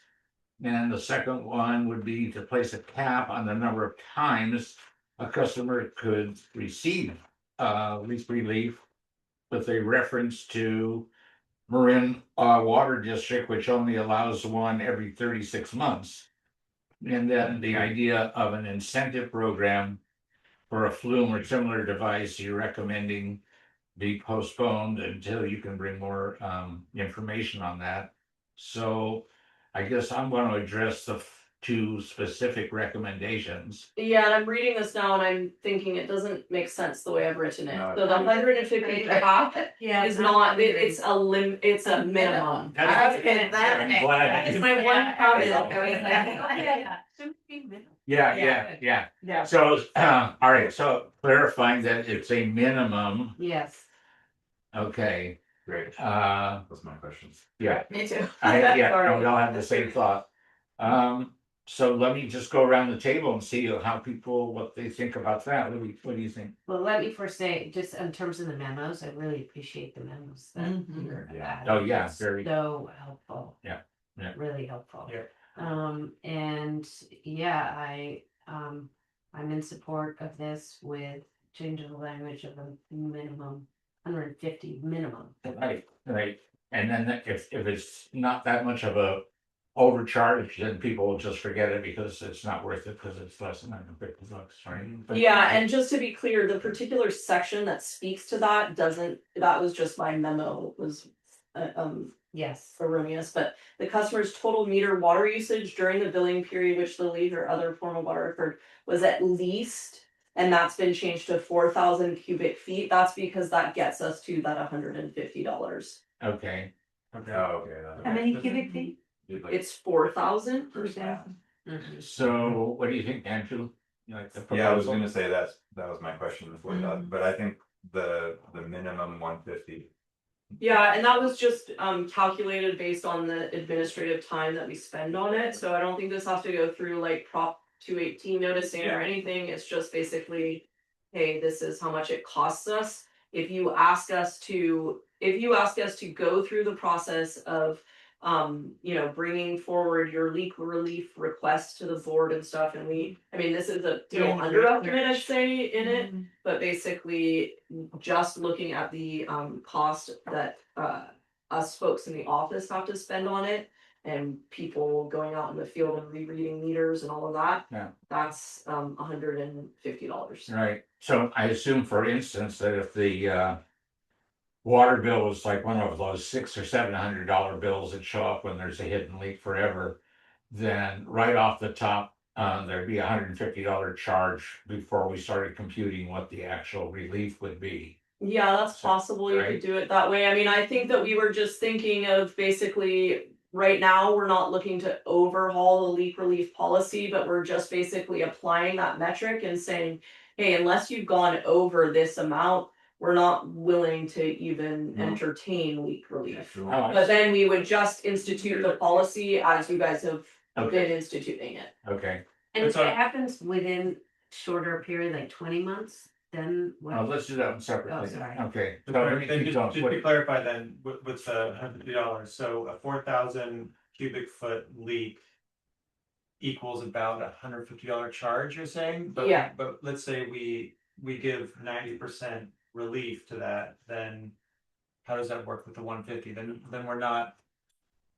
We're not recouping that 150, I think we're just saying we're not willing to, because what we were trying to avoid is these situations. Where essentially, I mean, you can see it in our policy where it's like, oh, you calculated the relief and you were giving somebody like a $20 leak relief. I mean, we even had like an example of an $8. And so you're basically having the administration jump through all of these hoops to then give somebody an $8 relief. Okay. So it's not about recouping that money or anything like that. It's not like, oh, we're charging you $150 for us to do this. It's just like, we are not willing to jump through all of these hoops if the savings to you is not even what it is for us to jump through all of these.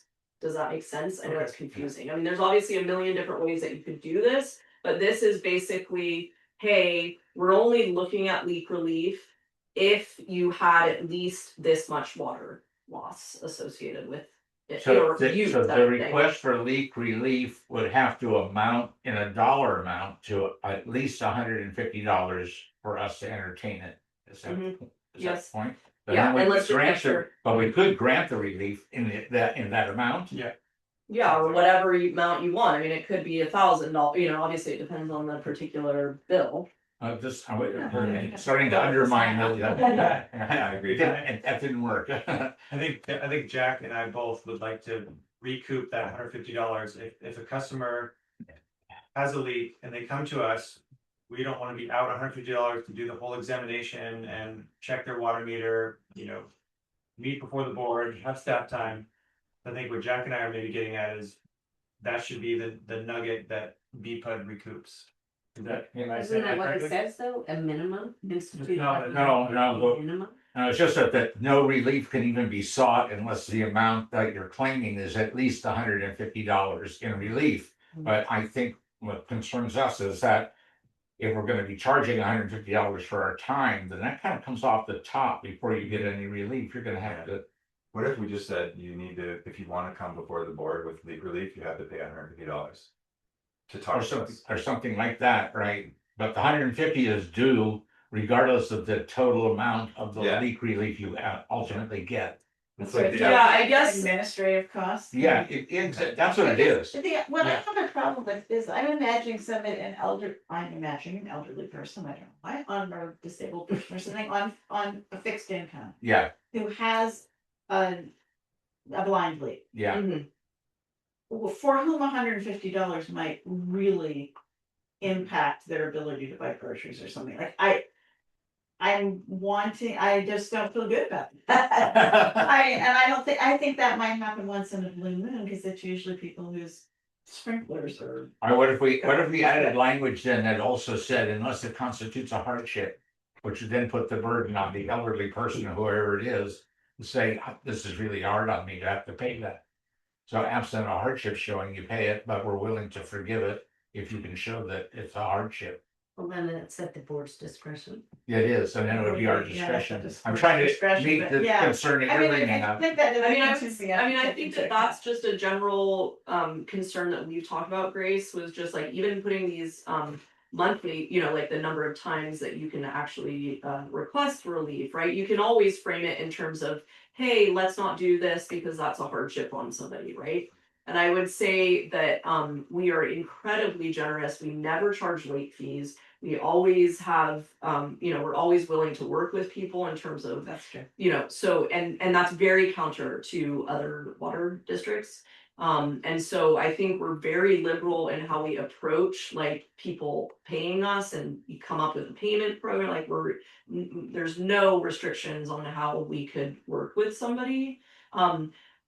Just coming back to this $150, I guess what seems a little strange to me is that, okay, let's say the person effectively had $150 worth of leave, right? That they want to get relieved.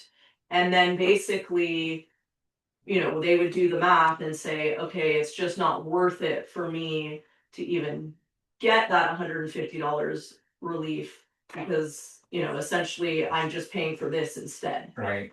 So that's fine. I mean, but from the customer perspective, that feels pretty harsh. I mean, I think what I was trying to do was set up an incentive to basically not, if somebody had less than if it was only $80, they wouldn't be eligible for this. Right. But if they had $150, they'd be eligible. And also it wouldn't be a completely pointless endeavor, right? Yeah, okay. Was That's the fine. merch leak another example that would be appropriate here? He had a blind leak, but he had done all this work and. Yeah, I mean, in terms of the actual cost and whether this. Yeah, like if that- if I think his was blind- very expensive, so he's somebody Yeah, where we yeah. would apply that metric and say, okay, you're eligible for leak relief because. You're asking for more than $150 worth of relief. Yeah. But again, I don't think it's not intended, it's really to disincentivize these super like ridiculous ones, right? Where it's just like, okay, now we just spent $150 of our time in order to give you $20 of relief. Like Right. that seems absurd. Right. But we're not essentially charging people for us to go through the exercise of leak relief. I would also say that I didn't see other districts charging an administrative fee for leak relief. But we did see these kinds of a percent of your blah, blah, blah.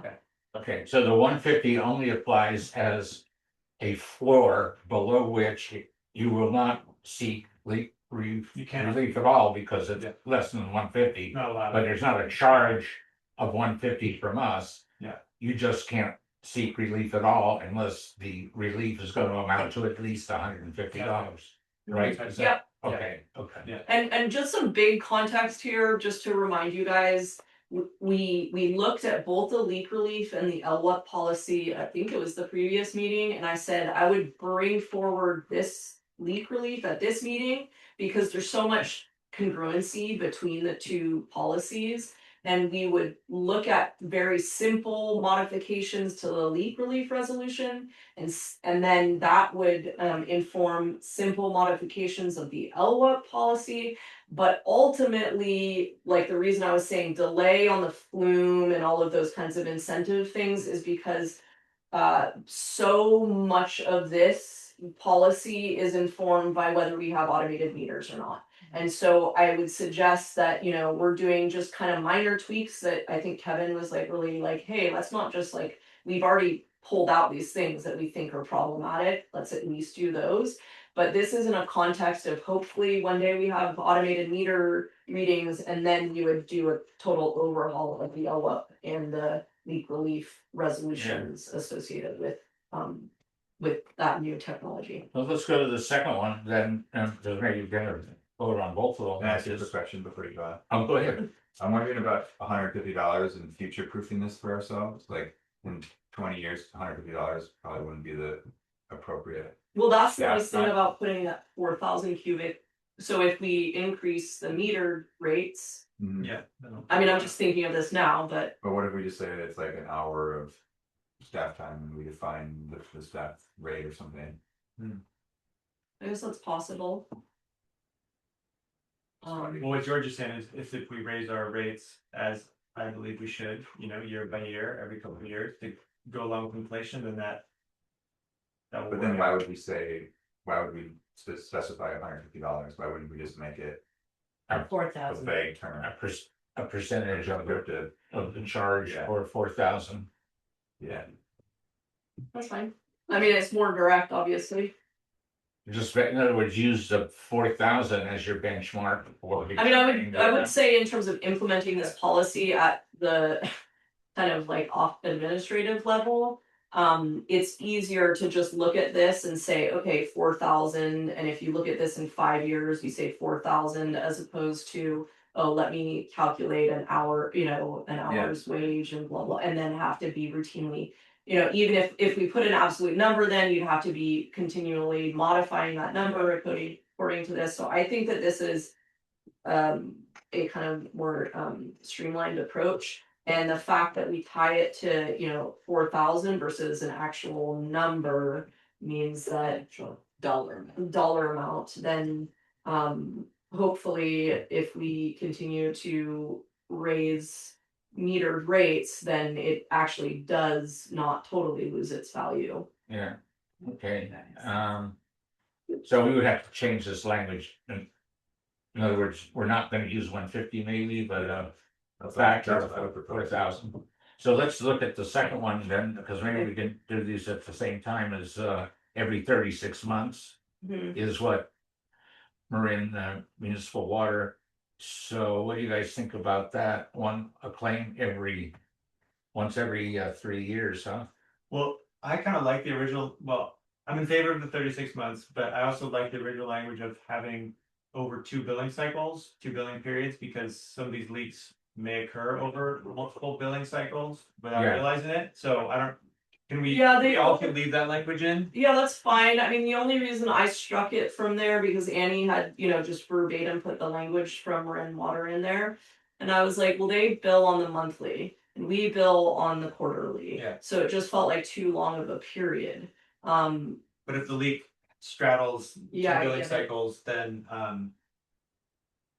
you know, we kind of want to, and I think there are examples of that in the history of leak relief. I think we have given relief over 2 billing cycles, so it does happen.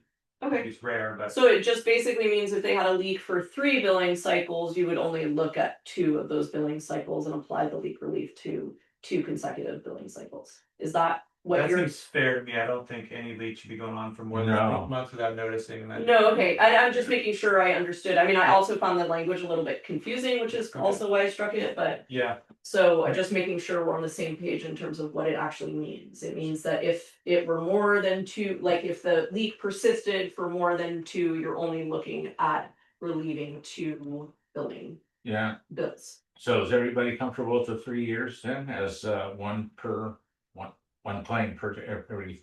I am. Okay, great. What is it, what are you saying, 3 years, what's the? If you have a application to get leak relief because you had a leak and your bill is really high, you can't come back to the BPUD for another relief from your bill for at least 3 years. Meaning that you would be fined the full. You'll have to pay the full amount of your overage. Which is common in other districts. I think we look. Yeah, it's you very get a, customary. you get a look at this. It was like some districts do 2 years, some do 5. This was kind of the average was about 3. So that's how Yeah, and then the other thing, Jenny, at our last meeting, what we did was we looked at data for like effectively like repeat offenders. And it was pretty common that we'd have like a handful of people that repeatedly come back Yeah. for leak relief. But was it ever within the 36-month? Yeah, it was. Really? What I'm not clear about, though, that you said is it was after the automated meter reader, the automated meters go in. Does that mean that a person would be notified immediately? Yeah, I think that's why I'm saying so much of this is like the sort of calculus for all of this completely changes if somebody is notified on their phone, hey, you have a leak, right? Then you're like, we just spent all this money to put in notification systems for you to be notified. And now you're going to come back here in a month and say, oh, I had a blind leak and I didn't know about it. I think that's why I'm like, okay, you know, if you need to overhaul and look and scrutinize this resolution again, if and when we get automated meters, but that's not happening tonight. And that's why I was just saying, yeah, let's not overly complicate We it. can't get on an automated reading now, but it's not an automatic meter, but it is an automatic. It's like a notification system. That's what we have now, what you You know, can. you can add it if you want, But that's an individual customer. And thing. is there a cost on that? Well, you have to buy your own and have it it's off the installed. shelf. It's something. Yeah. Oh, It's not very expensive. Oh, I Yeah. thought you could just go online and say to your staff that. you want No. that to be No, No. that's what I wish. Me too. Yeah. No wonder I couldn't do it. I All didn't right. know how to do it. So I think that it sounds like we're ready perhaps to vote on both of these proposals. In other words, the $150 minimum for even granting relief and only one claim every 36 months. Right? Okay. That's your recommendation right now, is that right? Yes, but you need to wordsmith that first one because I don't think I know what you guys want me to put. Rather than the 150, we're gonna do it on a function of 4,000 cubic feet. Well, I think Andrew was recommending that we change it to an actual dollar amount. No, I'm saying we do not, it is only tied to the cubic feet Right. that you put in the. Because then Let's it say will that adjust. rate If next year we increase rates, it Yeah. will be relative. Yeah, I think we should Reflective either of tie what it to increases. a very quantifiable staff hourly rate, which we don't have. Mhm. Or it has to just relate to 4,000 cubic feet. So you're fine with the 4,000 cubic. Well, Yeah, but I'm not fine with 150 in your memo, I guess is what I'm saying. He Oh, proposes okay. deleting the $150. It's not in, I mean, the memo is just like whatever, providing context, but the resolution is the one that we're concerned with the language on. The one that's things So are you're highlighted telling in us red, in the right? memo, Yeah, yeah, 4,000 is roughly 150. Yeah, that's how we came up with Right. 1,000, but I'm good with that. okay. Good with, I'm good with the The proposed language in the. resolution.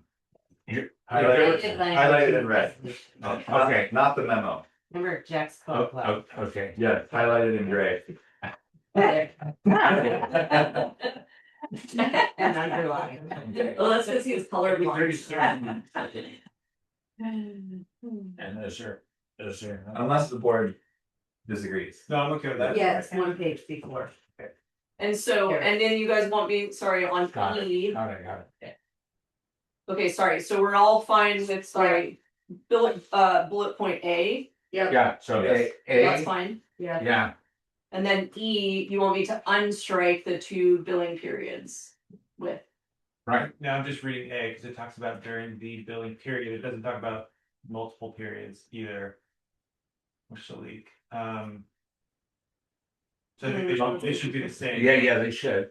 In other words, she's saying that the A says the billing period, but E says, if we're now changing it, Yeah. 2 billing Well, periods. wouldn't though, if it's 2 billing periods, it's not like we're reducing the amount that you owe. No, So I think the A is fine during the, because you're still paying for both billing periods. As long as it's more than 4,000. Not if it. Yeah, I agree, Crosses that's over basically quarter that of it. minimum. No, you're paying for all the water that you use. but as he points out, What if your leak straddles 2 billing Yeah. periods? Yeah, but You have to combine them to really compute the yeah, total but we're amount. not changing the quantity of money that you owe. No, but our definitions have to match, and I think, as Kevin points out, you're talking about the billing period or billing periods. Yeah, because Andrew, what if you overuse, like it basically was 2001 billing period and 2000 in the next billing period, and that's how you got to this 4,000 number? No, I'm saying one billing period is 4,000, and if the next one is less than 4,000, then You wouldn't be. You wouldn't get any relief. it's not the It relief. has to be Yeah. per billing cycle. Yeah, I think that you guys apply the leak relief though over multiple billing Yeah. cycles. We Is the have. problem. But that's because we had 2 billing periods probably. Well, we've had Yeah. people who got a leak at the very end of a billing Right, period it and didn't starts. discover it until the next billing Next period one, yeah. started, so they didn't appreciate the total until they got their second bill. And then they went, oh my God, why is it so high? Well, that's because, putting the two together. Yeah, Belle, how do you actually calculate? So when I'm pretty sure it's when there was 2 billing periods, we would just separate. They were treated separately. Like if you gave it 90% off, we would do 90% off on the one billing period and 90% off on the second billing period, even though they might have been different numbers. So it wasn't like we combined it and gave it 90% off. We just treated them as 2 separate ones. If that makes sense. Yeah, that makes sense. But let's say that let's say that you have a leak in the very end of billing cycle 1, right? Yeah. There's a 3-month cycle. Yeah. You get a bill before the next bill. So you've seen how much you've like but- violated. And then if you go another 3 months without realizing that you have a leak, that's like a big problem. Yeah. Yeah. It was it would happen a lot of times where maybe the first time it wasn't really high enough to trigger somebody to be like, oh, I have a leak or I need to come in or whatever. And then then the second one would be, significantly higher. And then they would kind of come back and go, oh, shoot, we had a leak in the prior time as well, because they would just kind of look back and see their usage before. So it wasn't like somebody was just sort of saying, oh, I had a leak and they kept it going for 3 more months. They didn't really realize it until the second billing period. Could we adjust the language so that it applied not to billing period so much, but the leak itself, a leak? Is that possible? You're seeking leak relief, so you're looking at the total usage created by the leak.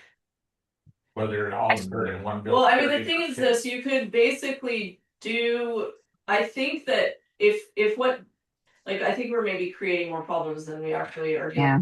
So if you say this 4,000, let's say they used, their leak started even at the end of one billing cycle, okay? But they had a little bit of overuse in that. You're basically applying this 4,000 minimum to a single billing period. Right. And you're saying, because they didn't come to you till that next one, right? That's why you had 2 consecutive ones. So then you're saying, okay, did you get to that 4,000 minimum in a single billing period? Then we're willing to look at your thing. But if you have 2 that are 4,000 in a row, tough luck, you only get 1. Yeah, but that's fine. But you could still even implement our billing policy, which says they can make the case, hey, I started to overuse here. Great, because I mean, still, that's only going to be a small amount, right? Because if you look at how we apply the leak relief, like Belle was just saying, you look at their standard use during that billing period, the sort of like constant that you're adding to that billing use when you're in that previous month is not that much, right? And then you're only looking at 90% of that small little bit. And then you're looking at the full-fledged thing that they had the next month, right? Yeah. And you're applying that. But then for this metric to basically say, hey, are we willing to do this? You're just looking at a single billing cycle and saying, did you hit this 4,000 mark? I think we're agreeing. Like if you have a leak that started at the end of one, but went into the other, but the first bill wasn't hitting this threshold of 4,000, then it doesn't qualify for leak relief. So Well, once the billing cycle that is 4,000 cubic feet over, Yeah, and so this is the scenario is this, so let's say somebody had 2,000 in one month, 2,000 in the next month, they won't qualify, even though they're asking for the same amount of relief as somebody that's getting it all in one month. But I think like at that point, you're basically saying you should have discovered You had a bill, you had you got a bill. yeah, and you had a bill with a substantial amount, Yeah. right? So that's why they're not getting to that 4,000 is that it's not a very big leak. And they basically had to use 2 billing cycles worth to get them to that There. 4,000. Well, it sounds like Bell historically has carried over, if we're gonna give them a 90% relief on one bill, that gets carried over on the second. Yeah. I mean, that's when the board has directed that, Yeah. you know, they say, oh yeah, you can give relief to the 2 periods. So, What if we just deleted the language 2 billing periods and just say leak relief will be limited to 1 adjustment allowed every blah, blah, blah. mhm. Without Without talking about limit to, without talking about. billing periods, just leak relief. And yeah, in other words, just don't even make a reference because you've already talked about the billing period and now we've agreed among ourselves which billing period, the one that creates the overage. So then We'd go back to striking the language that I So then we would just say, yeah, This is 2, us 1 blowing adjustment. through the, Exactly. agenda. That, we came all the way around. Hold But I agree with it now, Yeah. now that I get it.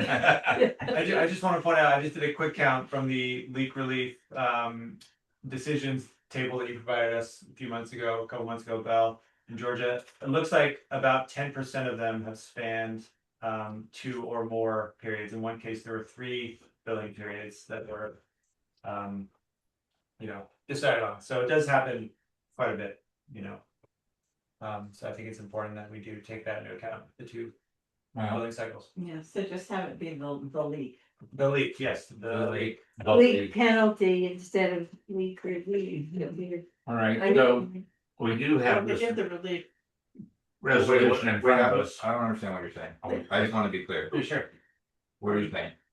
Okay, so I don't remember which month this was that we saw this table, Bell in Georgia, but they sent around leak relief decision. Yeah, this was last month. And it shows some customers, about 10% of the leak relief decisions that the board has made are for customers whose leaks span more than 1 billing cycle, just as we've been talking about. So about 10% of our decisions, they involve more than 1 billing cycle. Okay. So I'm saying it happens a lot where a leak will span 2 cycles. So I think we should take that into consideration. We should allow for that to be considered 1 leak. Yeah, Because if it happens in the winter when your yard's flooded and it's underground, you could well not see it for a long time. Okay, Okay, so in which case, have a flood defense. there you go. I think your proposed, deletion. okay, of the so what 2 if we do this though then, the customer's total metered water usage during the leak? I'm not sure I agree with that. idea. Or other form of water loss occurred was at least 4,000. Says a leak. So we just basically amend that first thing, that means that now we've given flexibility on how you get to that 4,000 number, now you can combine the 2, whatever the leak relief that you're talking about, those 10% of cases. You would look at the total loss and that could get you to that 4,000. Yeah, So I mean, I'm agnostic, but that at least makes them 2 consistent with each other. What's Bell think? Bell hates us. No, I just make, I think we should get automated meter reading because that would fix all of this. But I think I understand what you're saying about the leak. I think it's hard because we read the meters in 3-month tranches, and so it's difficult to say like, oh, this person's leak began on March 2nd. They just say, oh, I had more usage in that period than I normally do, and so we just kind of take them at their word. So I don't have a problem with just giving them 1 period of time that, if it leaks within their 1 quarter and that's when they come in for relief, I don't have a problem with that. But it's fine, whichever. I mean, I would say that when Belle and I were talking about this, I do feel like this sort of like restrictive and almost like punitive language is kind of hard for the customer to swallow when we're only measuring their meters every 3 months. Yeah. Like a big part of the reason that these leaks are so extensive is because we so infrequently monitor their meters, you know? But what I'm saying is that it gives the customer so much extra benefit, because if their leak starts 2 months into one cycle and then they don't realize it until then 4 months later at their second bill, it's like you had a bill in between there to realize that your numbers were up. But they And might so- not be up very high, and like George But says, it's part of the BPA, it's like. Part of our slow procedures we have for checking meters, and we only do it every 3 months, so that's not the customer's fault, that's just the way we have it set up. But you can tell your usage is up by your bill. Yeah, but it may not be up very much. But then then just pay it.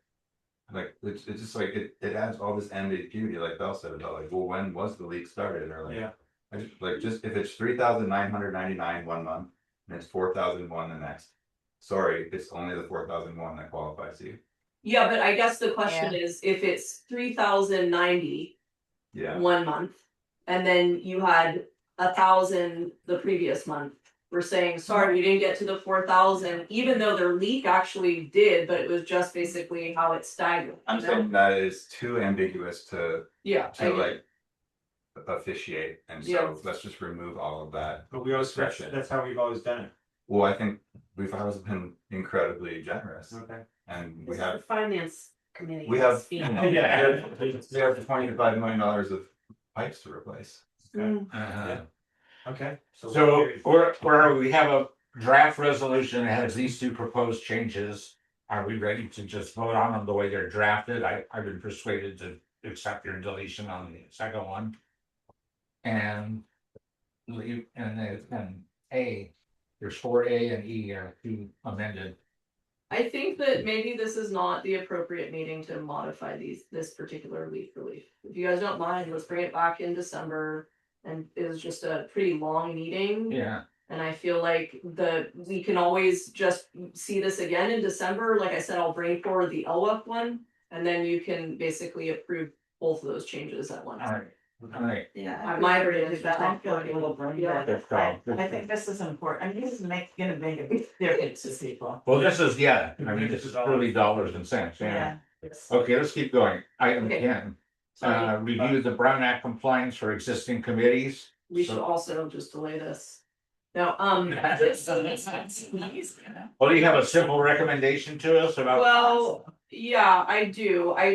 It's a kind of complicated discussion point, though. I would say that when I look at committees, this was obviously I just want to point out that the next one is establish a formal, sorry, that's not it. Where's the next thing down? Oh, I'm missing it. But it's basically, that's because I didn't prepare a memo or anything, because it was very simple. It was the BEP asked us to remove their name. Yeah. John had asked us, came in and said, can you remove the name BEP from your BEP Bike Path Committee? And I agree, and I think we all agreed, yeah, it's just confusing, and we can establish two committees. But that basically got me thinking about, well, how do we name committees, and what is the intention of these committees and all of that, and are they compliant with the Brown Act, and when does an ad hoc committee need to adhere to it or the Brown Act, and when does it not, and all of that. So it's a kind of a complicated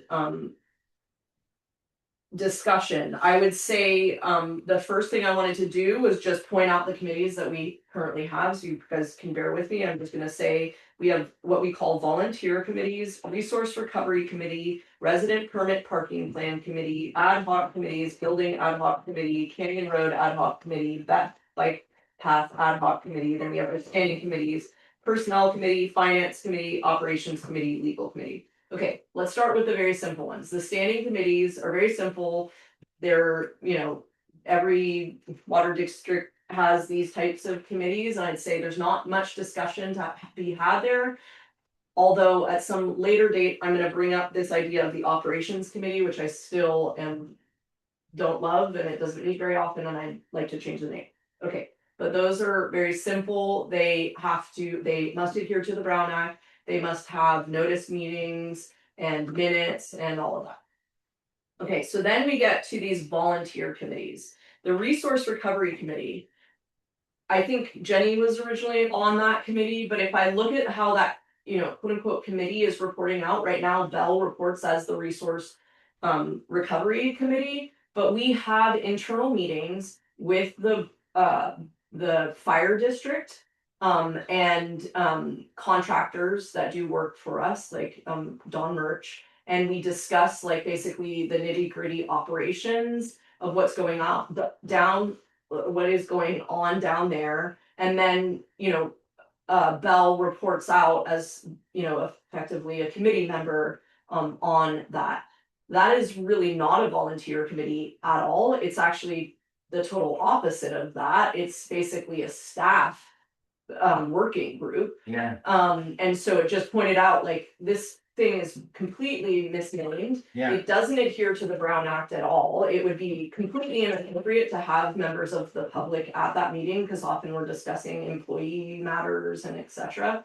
So just as a matter of fact, I'm like, we should get rid of that committee, or and it just made me think about like, well, why does the board form a committee like the resource the resource recovery committee? It's really basically so you guys can be informed about this important thing that's happening. Yeah. So that's more like, we don't even need necessarily a committee for that. We just need a routine reporting of a working group. And so again, I would say I would encourage you guys to strike that committee, and then Bell can continue to report out, and we can make that name clear, like resource recovery staff working group or whatever we want to call it. But it can it can remain on the agenda as something that yes. Yeah. So Agreed.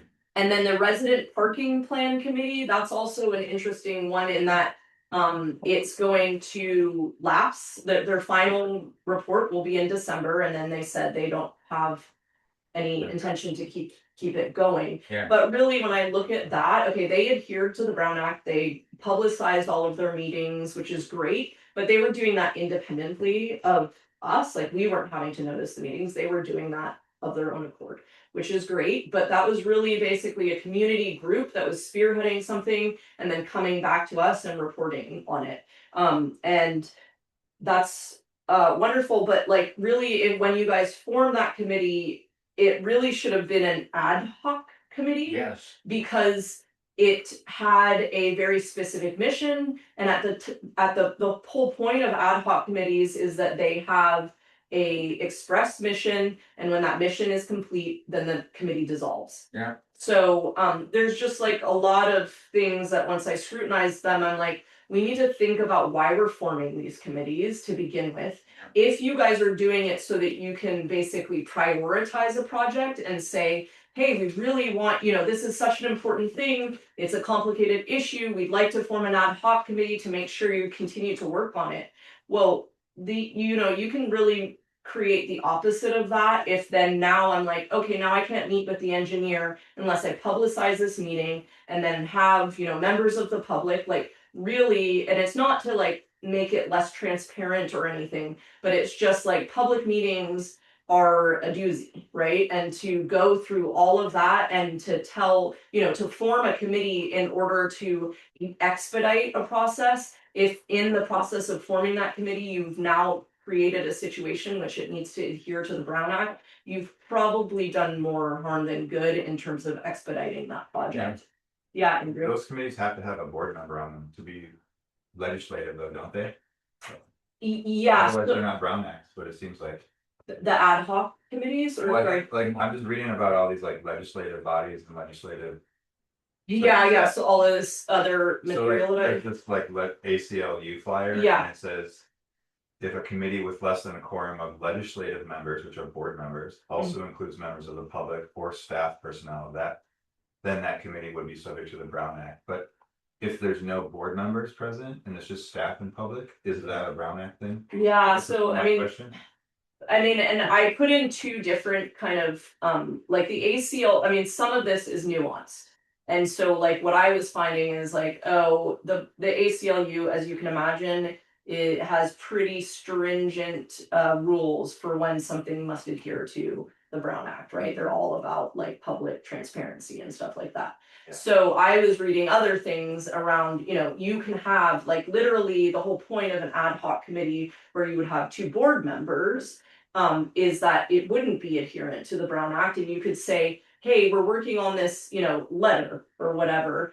It's gonna be really cumbersome for us to do whatever. Let's delegate 2 board members to go work on the letter, and they can form that ad hoc letter committee and then come back to us with, you know, the full letter that's drafted, and we can approve it as a board. Yeah, And I think based on what the ACLU is saying, because they say basically a formal act of the board in forming a committee makes that thing a legislative body, and then means that it's adherent to the Brown Act. well, to me, I read it as it's only a Brown Act if a staff member or member of the public is part of that committee. If it's just 2 board members. Yeah. And no one else is involved, then I Yeah. don't think it's Brown Act. Yeah. Well, then you get into this whole complicated thing where they start to talk about, well, you know, because really, if you think about that, that's actually not a very common ad hoc committee, because that Yeah. puts so much pressure on you guys. It's like often I'm like, okay, me or Belle is working with that committee in order to support it. So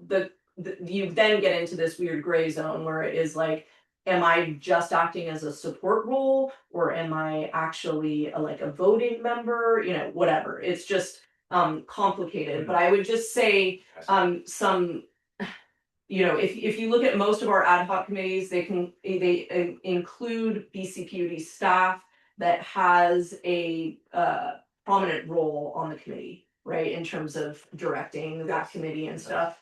And so really the way that we used ad hoc committees previously was, let's say something's getting contentious and it's like, oh, it'd be really nice to have a couple of board members on here so that you know, I can basically be making decisions and know that I have the support of the board as I make those decisions, right?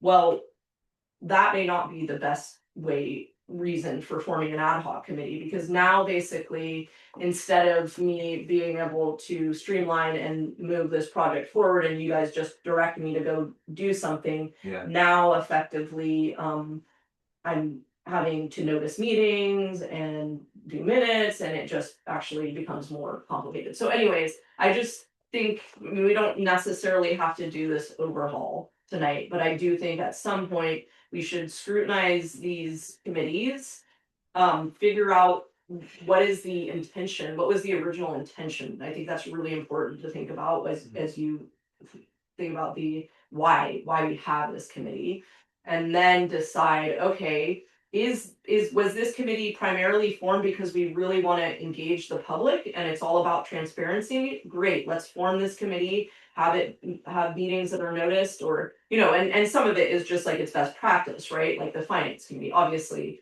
we want to not do that, you know, we want to do that in a transparent way or whatever. But sometimes, like if I look at, say, the Canyon Road ad hoc committee, it was really basically, hey, you know, this is a very difficult project. Let's make sure that we continue to keep cited and keep pushing on this project.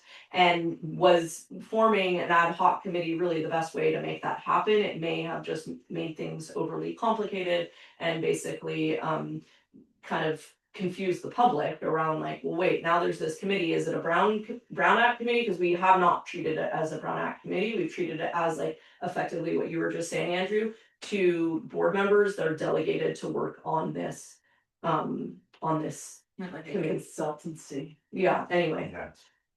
So I'm feeling like it's a little too much to do all of that right now. Yeah.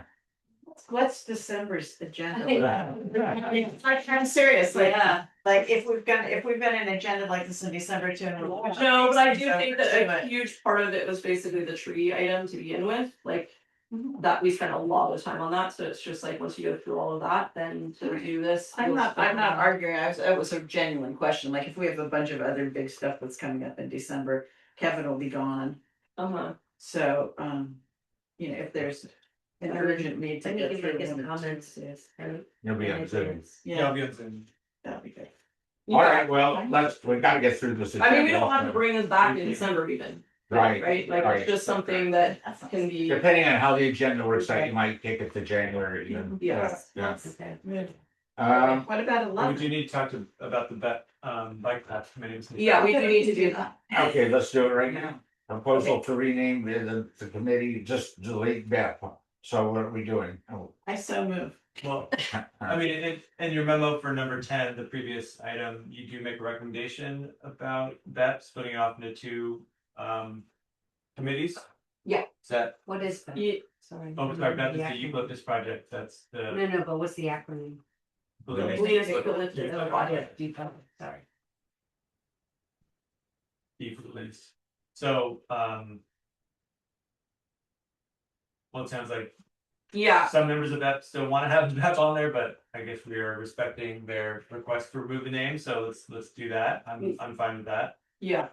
It just basically means if we drop it from that, do you guys still, I mean, but this is why I had that other item on there, because it brought up these more complex issues of, Yeah. okay, what do we do then? Do we want to form a tree committee that is basically the Galena Fire District, or do you guys just want me to direct me to continue working on that? And you know, it really, I don't care, but I think that we need to figure out why we would be forming that tree committee.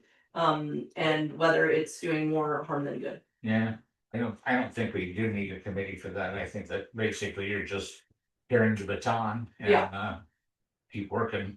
Okay, With all these so then vacancies. basically what I would suggest is all we're doing in item 10 is just dropping Beth from the bike path committee, and that can then just be the bike path committee. You mean item 11? Sorry, 11. Do we still need a bike path committee? You don't need a bike path committee either. You don't? It's a good question. I mean, It's not listed as one of the committees, right? No, and I mean, to be clear, there's basically Kevin and Jack on those committees. When I have meetings, I invite them to the meeting, but I don't allow it to slow us down. So if they can't make the meeting, I'm not insistent that they You don't have get to to be. talk. Yes. what's that? I said you don't get to talk.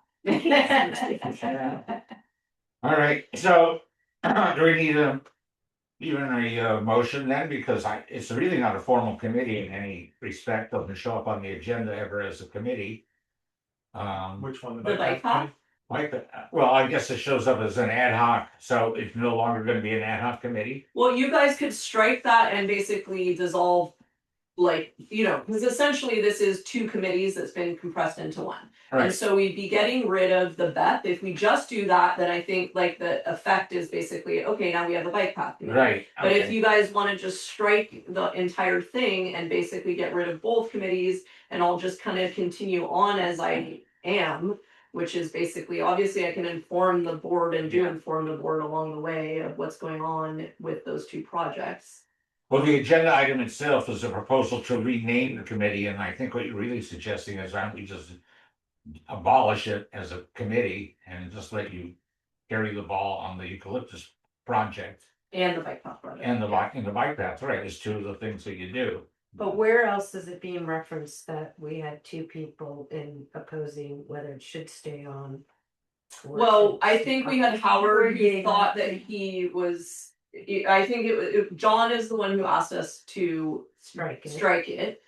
I think Howard thought that John wanted to stay on, but when he understood that John was Yeah, requesting he gave this, up he on was, that. he was fine. Yeah, So I'd say we're definitely, But it's only I definitely- referenced in our documents, that's what I'm asking.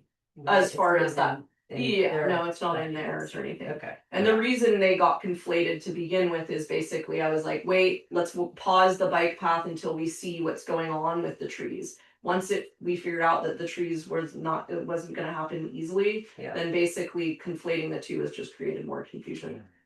so can we just on our own right now, change the agenda item from to rename that committee to bike path committee instead, just to delete both of them as ad hoc committees?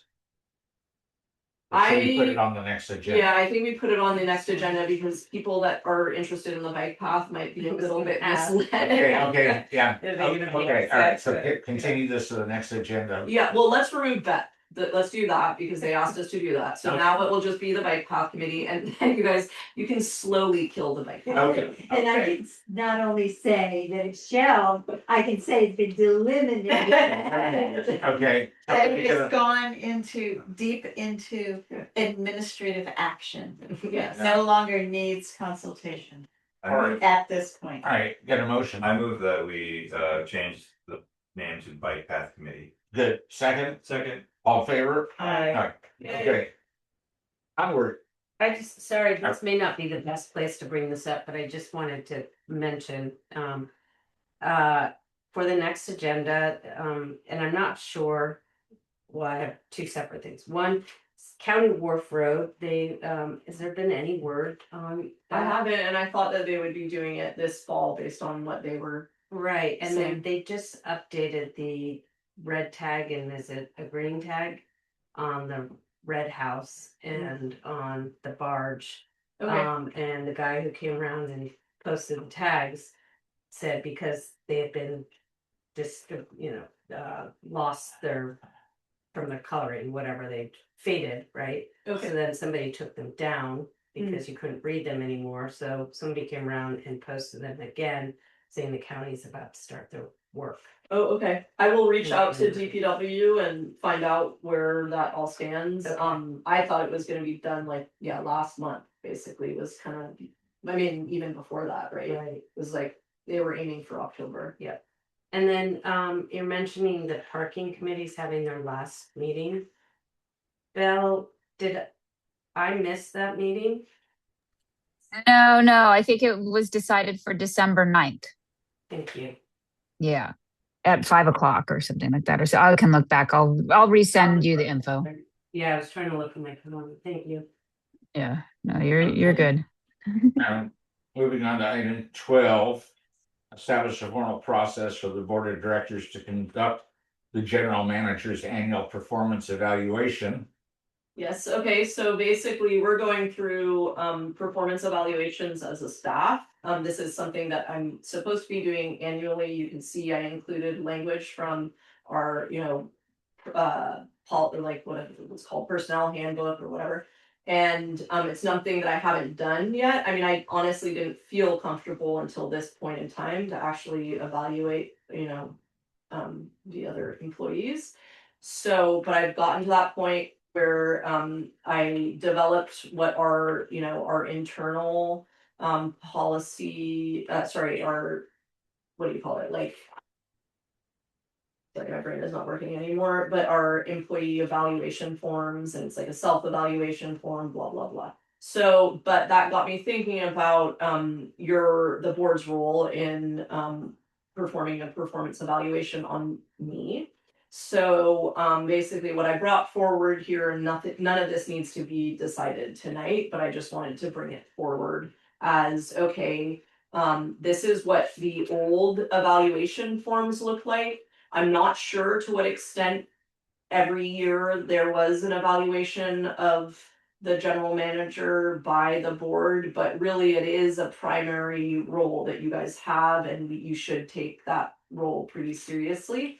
I mean, maybe you'll have an employee in the future and you'll wish that you had this all in place. No, I'm just kidding. But anyway, so that's kind of where I was showing you, this is what I saw has already existed. So those are those first couple of forms. And then you can see this BCPUD employee self-evaluation form number 1. That's basically something that I developed. And that's something that the employees are filling out themselves in part of my evaluation of them process. And then the next one is BCPUD employee evaluation by the general manager. That's me basically, okay, this is what you think you need to work on. This is what I think you're doing well, and whatever. So that's pretty straightforward. Then there is BCPUD feedback. I would just emphasize the term feedback regarding their direct supervisor. So basically this is as part of their evaluation. Obviously sometimes if you could think that somebody's doing a poor job, but part of it is that they're not really fully supported by their direct supervisor. And so really, it's important to get feedback from that employee in a protected manner for them to say, hey, I'm having trouble with my direct supervisor. So that's basically a feedback form. To be clear, this wouldn't appear in either of the either employee's personnel folder. It's basically, I would read this and shred this document. It's like internal for me to understand, okay, wait, as I'm evaluating the job that this, supervisor is doing, it's very hard for me to know if they're doing a good job managing employees if I am not getting feedback from those employees. And additionally, some of the evaluation of, the employee that's being supervised is in the context of whether they're being, properly supervised. Okay, so that's that. And then this is something that I think as part of your evaluation of me, these next two forms are really around an evaluation of the general manager and the district as a whole. So the idea is that the employees themselves would fill out a form like, hey, do I feel supported by the district? Blah, blah, blah. Okay, and then the other thing is, hey, do I feel supported by the general manager? What are they doing well? What are they not doing well? Again, these are feedback forms that effectively the employees themselves would fill out, and then it would be delivered to you guys in a closed session or to the personnel committee, however you guys decide to pursue the actual, framework around all of this. But then the idea is that you guys have that information when you evaluate me. I would say that's like my experience on the school board is that is the most difficult job that you guys have to do, because so much of what, a superintendent or a general manager is like, are you a good boss? Are you a terrible boss? And basically you guys don't see me in that role very often at all. And so this is essentially your data collection to inform that aspect of the evaluation.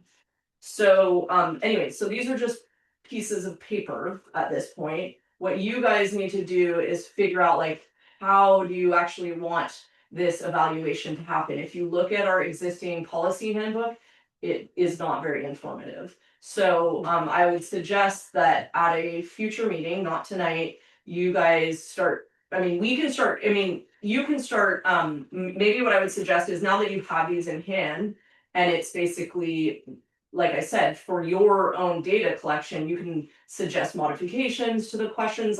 So don't suggest modifications to the other ones, that's really our own internal evaluation. But for forms 4 and 5, that's really about information you want to gather from the employees in order to, effectively evaluate the district and the general manager. Does this not go to the personnel committee? Yeah, that's what I'm saying, is if you look at the Rather employee than the handbook, board. it says either to the personnel committee or the full board.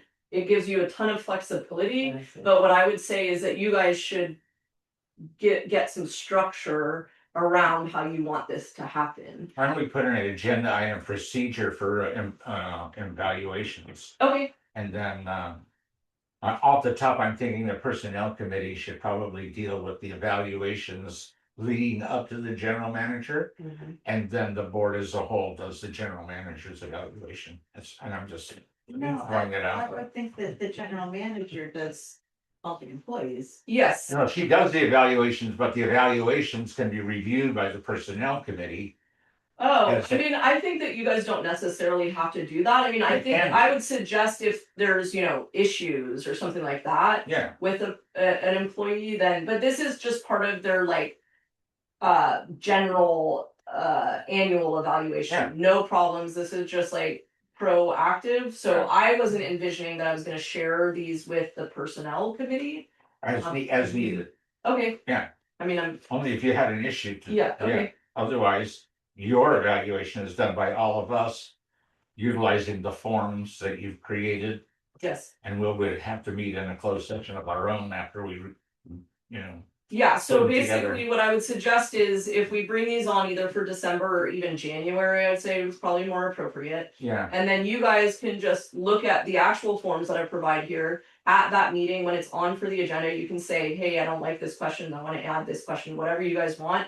Plus, you would define the framework. Okay, what we want to happen is basically have all of the employees fill this out, deliver it just to the personnel committee, and then the personnel committee can, you know, evaluate or do whatever you guys want that structure to be. Right now, like I said, it's very nebulous. Yeah, okay. And the other thing is, like, usually you would say by a certain date and all of that, like you put some kind of framework around when these happen. Because I mean, to be honest, it's like, if you're not doing this, then basically you know, if you had problems with me and were trying to fire me at some point, I'm like, you never performed an evaluation. I never got any feedback on that I was doing a poor job or whatever. So some of it is just sort of your legal obligation to, you know, provide feedback to employees.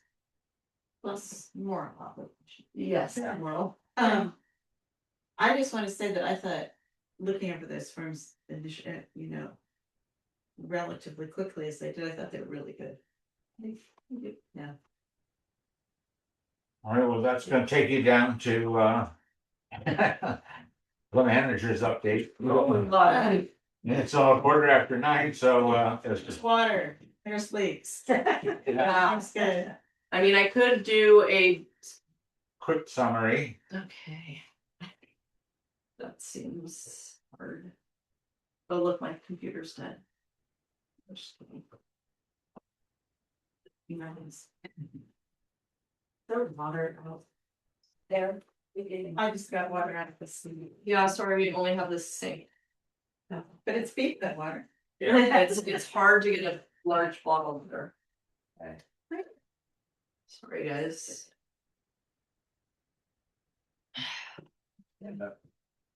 Yeah. That sounds okay. Yeah. Seventh inning stretch. Yes.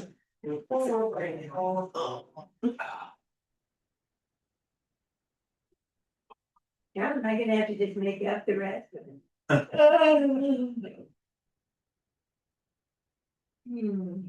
I can give you the high points of the first part. People are using less water because it started to rain and they're not having to water their gardens so much. Yeah, Yes. usage is down. Usage is down. Leaks are, The creeks are up. we have no idea if there are any leaks because it's raining. That's right. Yeah. All smooth. So does anybody know what happened about the yellow speed bumps that were on Kale that all of a sudden got ripped up and thrown onto Yucca? Yeah. I mean, who did it, or like, what are you saying? Why it happened, I don't know why they put them down. in the Oh, first somebody place. keeps doing that. That's not the first thing. And then all of a sudden they got pulled up and then I saw them out on Yucca, I just. I stopped don't know who's doing it, Mark- but Dawn just redid Kale today. Yeah, They were taking- Mark Jacobson, Mark Jacobson put them on Kale Hill. That's the ones you're talking about. Yeah. And then who filled them up? Did I he? don't know who pulled them up. I didn't know it was just vandalism or if somebody just got annoyed and. Maybe he just decided that was enough too. I don't know. No, I think he was upset that somebody had done that. Somebody did it. Okay. Somebody has a low car. Maybe he needs to make them wider. Well, we'll see what happens, because Don did the road today. Yeah. It really is smooth, but but a lot of Mark's complaints that have to do with dust, and you know, the stuff that Don put down doesn't create dust, so that might work for a while. And That's good looking. There's gonna have to be some bumps on Poplar because people are gonna start really going down. Jack knows, he's already out there digging Yeah. holes with his shovel. When I first moved, you know, Jose Silva had this giant grader with a big blade on the front, and he would just go down Poplar all the way and just smooth it out. But all he was really doing was just covering it, smooth dirt, and then Right, first rain, and that was it. yeah. And dust. Oh, the dust was brutal until that happened. Well, it looked really good, but I thought about it, Jack, I thought, the cars are gonna come flying. in. Yeah. Bumps. Yeah, he You just could, have to play with the beat. yeah. All right, where are we on our agenda? Sorry, my Zoom had died, my computer died, so just bringing up my manager's report. Can you see that up there at some point? No. Yeah. It is. Yeah. I see it. Listening to like it. There you go.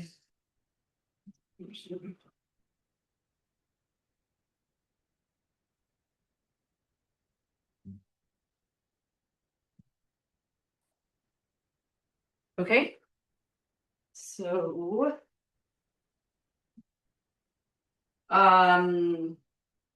We've got plenty of water. Okay, so. Production is at 130 for the last month. This was down from the 154. Consumption was 139. This was down from 156 last month. I just put this rain data in here just because it's starting to rain, so I feel like we should pay attention to rain. Yeah. But basically, if you look at where we are, and this is the oh, sorry, this is average consumption per connection. Sorry, I got ahead of myself. I was really excited to show you guys the rain data. This is just basically looking at the last, what you guys are used to, basically the consumption in October 2025 versus the last 2 years. And we've already seen this now. This is just like this general theme we keep seeing, which was basically 2024 was really quite a bit higher than 2023. And now we're kind of stabilizing and a little bit lower. And then this is, you know, effectively the same thing we just looked at. And this is a little different than what we had been seeing, where basically now it looks like if you look at this August, September, October, right, this is you know, one of our mid-Mesa, where effectively looking at how much water people have consumed. We had been seeing this general trend of basically looking like people were using a little less water than they had last year, but now we see that this tranche is a little bit more. Okay, this is the rain data I was just talking about. So this is just looking at the cumulative total over the rain year, which starts on July 1. And looks like we're kind of really close to what was happening in 2023. And 2024 was pretty anomalous in that we got rain later in the year, and not so much by this point. But we're still slightly below the average of 2.59 at this point of year. And that's over like, I think it's like a 50-year record or something. Sorry, this is what things looked like last month. I'm not going to show you what they looked like last month, but I am going to show you what they look like now. And I'm going to turn on my volume. Now, what do? How can you guys hear this?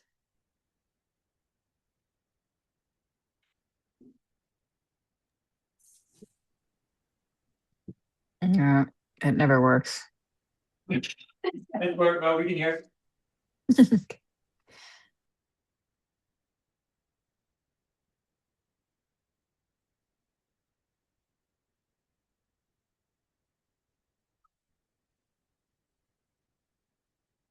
Is the access road still closed or what on it?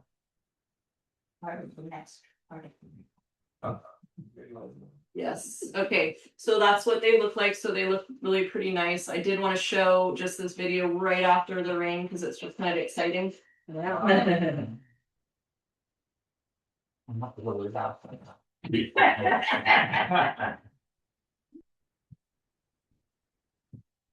All right.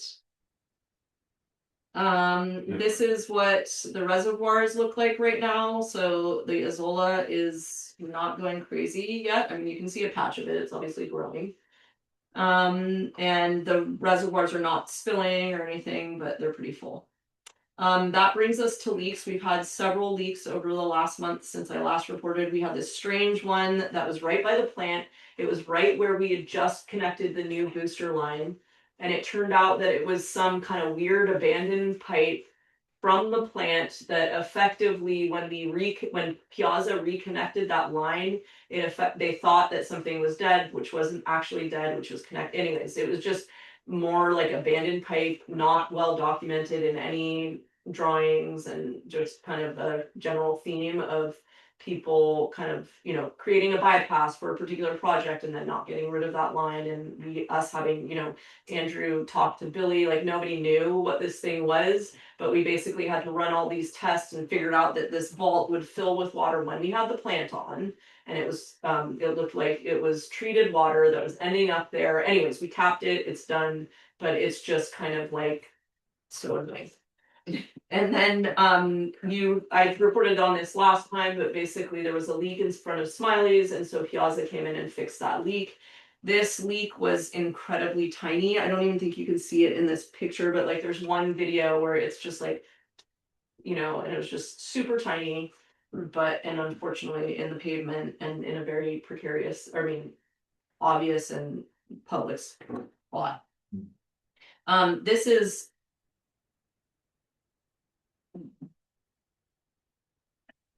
more leaks on the coagulation wall and that piping in the plant. It really needs to be addressed. I mean, as you guys know, every month I report on these leaks. Yeah. This one was particularly problematic. It took forever. It was incredibly stressful on the crew to just, you know, effectively we didn't have the proper parts to address it. It's just a big nightmare, and I think has definitely moved up in my kind of priorities of capital improvement projects.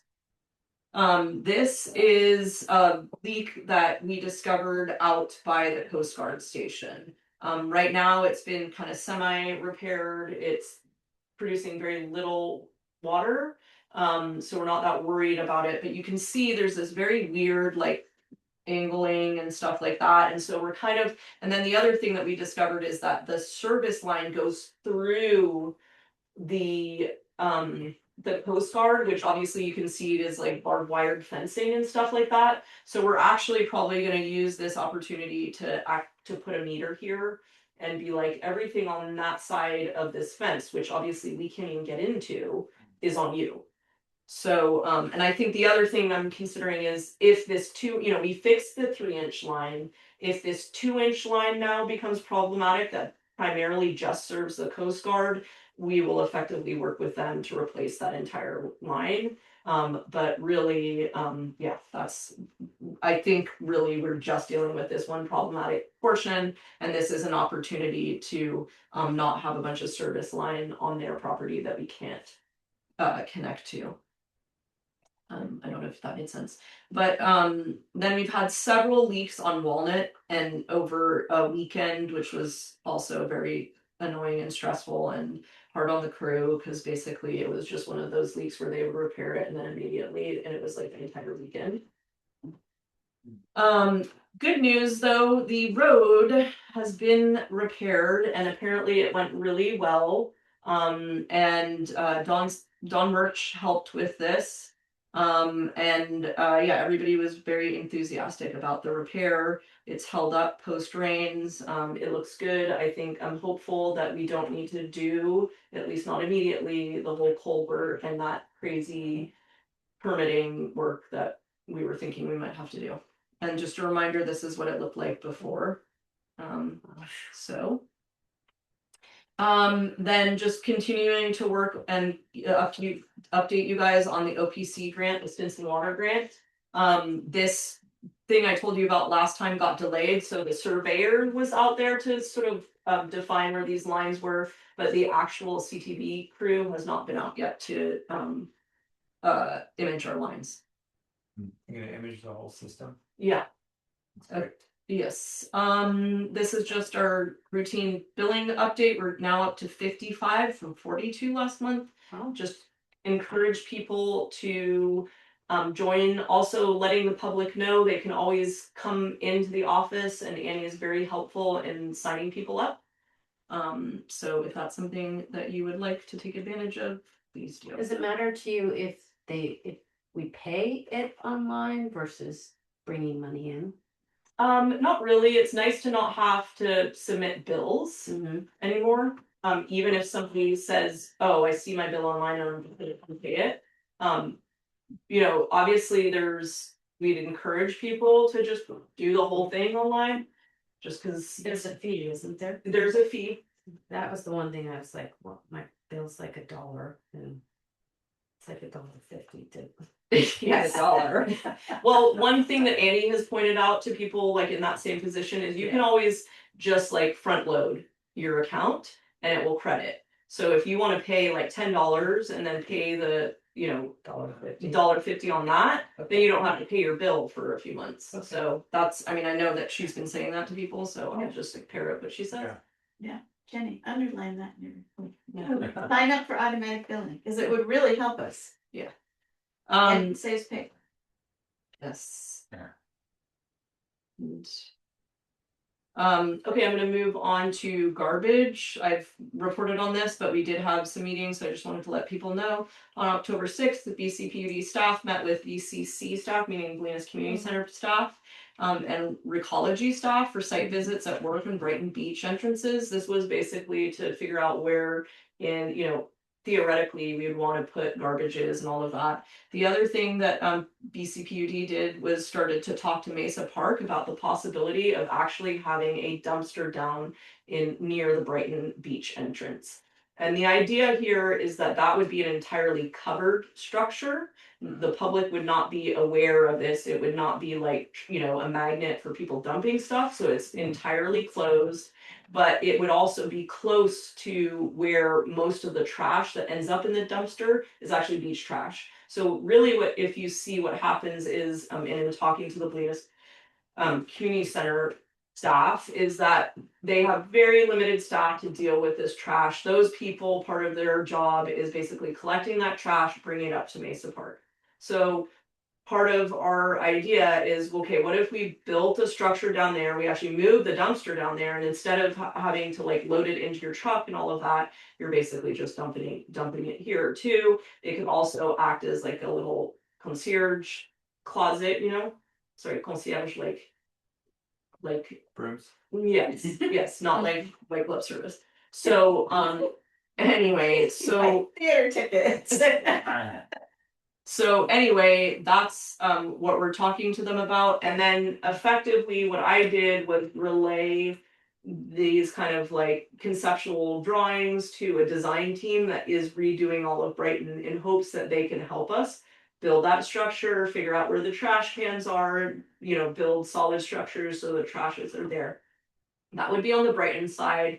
And then we looked at the wharf side, and basically it's kind of where there's some old bicycle racks that were put in, but they're really rusting and kind of getting old, and I don't think are utilized a lot. And so the idea is basically in that kind of area to fix something to the seawall that would be a very fixed receptacle.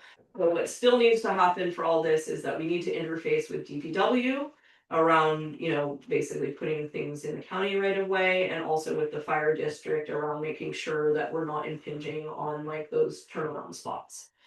So anyways, it's an ongoing effort, and I'll continue to update the board and public. Just letting people know about the Toxic Away Day, because people do call us to ask, and this event was originally scheduled for October 25th. It looks like it's been postponed for the first 2 weeks of December, weather permitting. We haven't heard anything around a solid date, but we will continue to inform the public around that.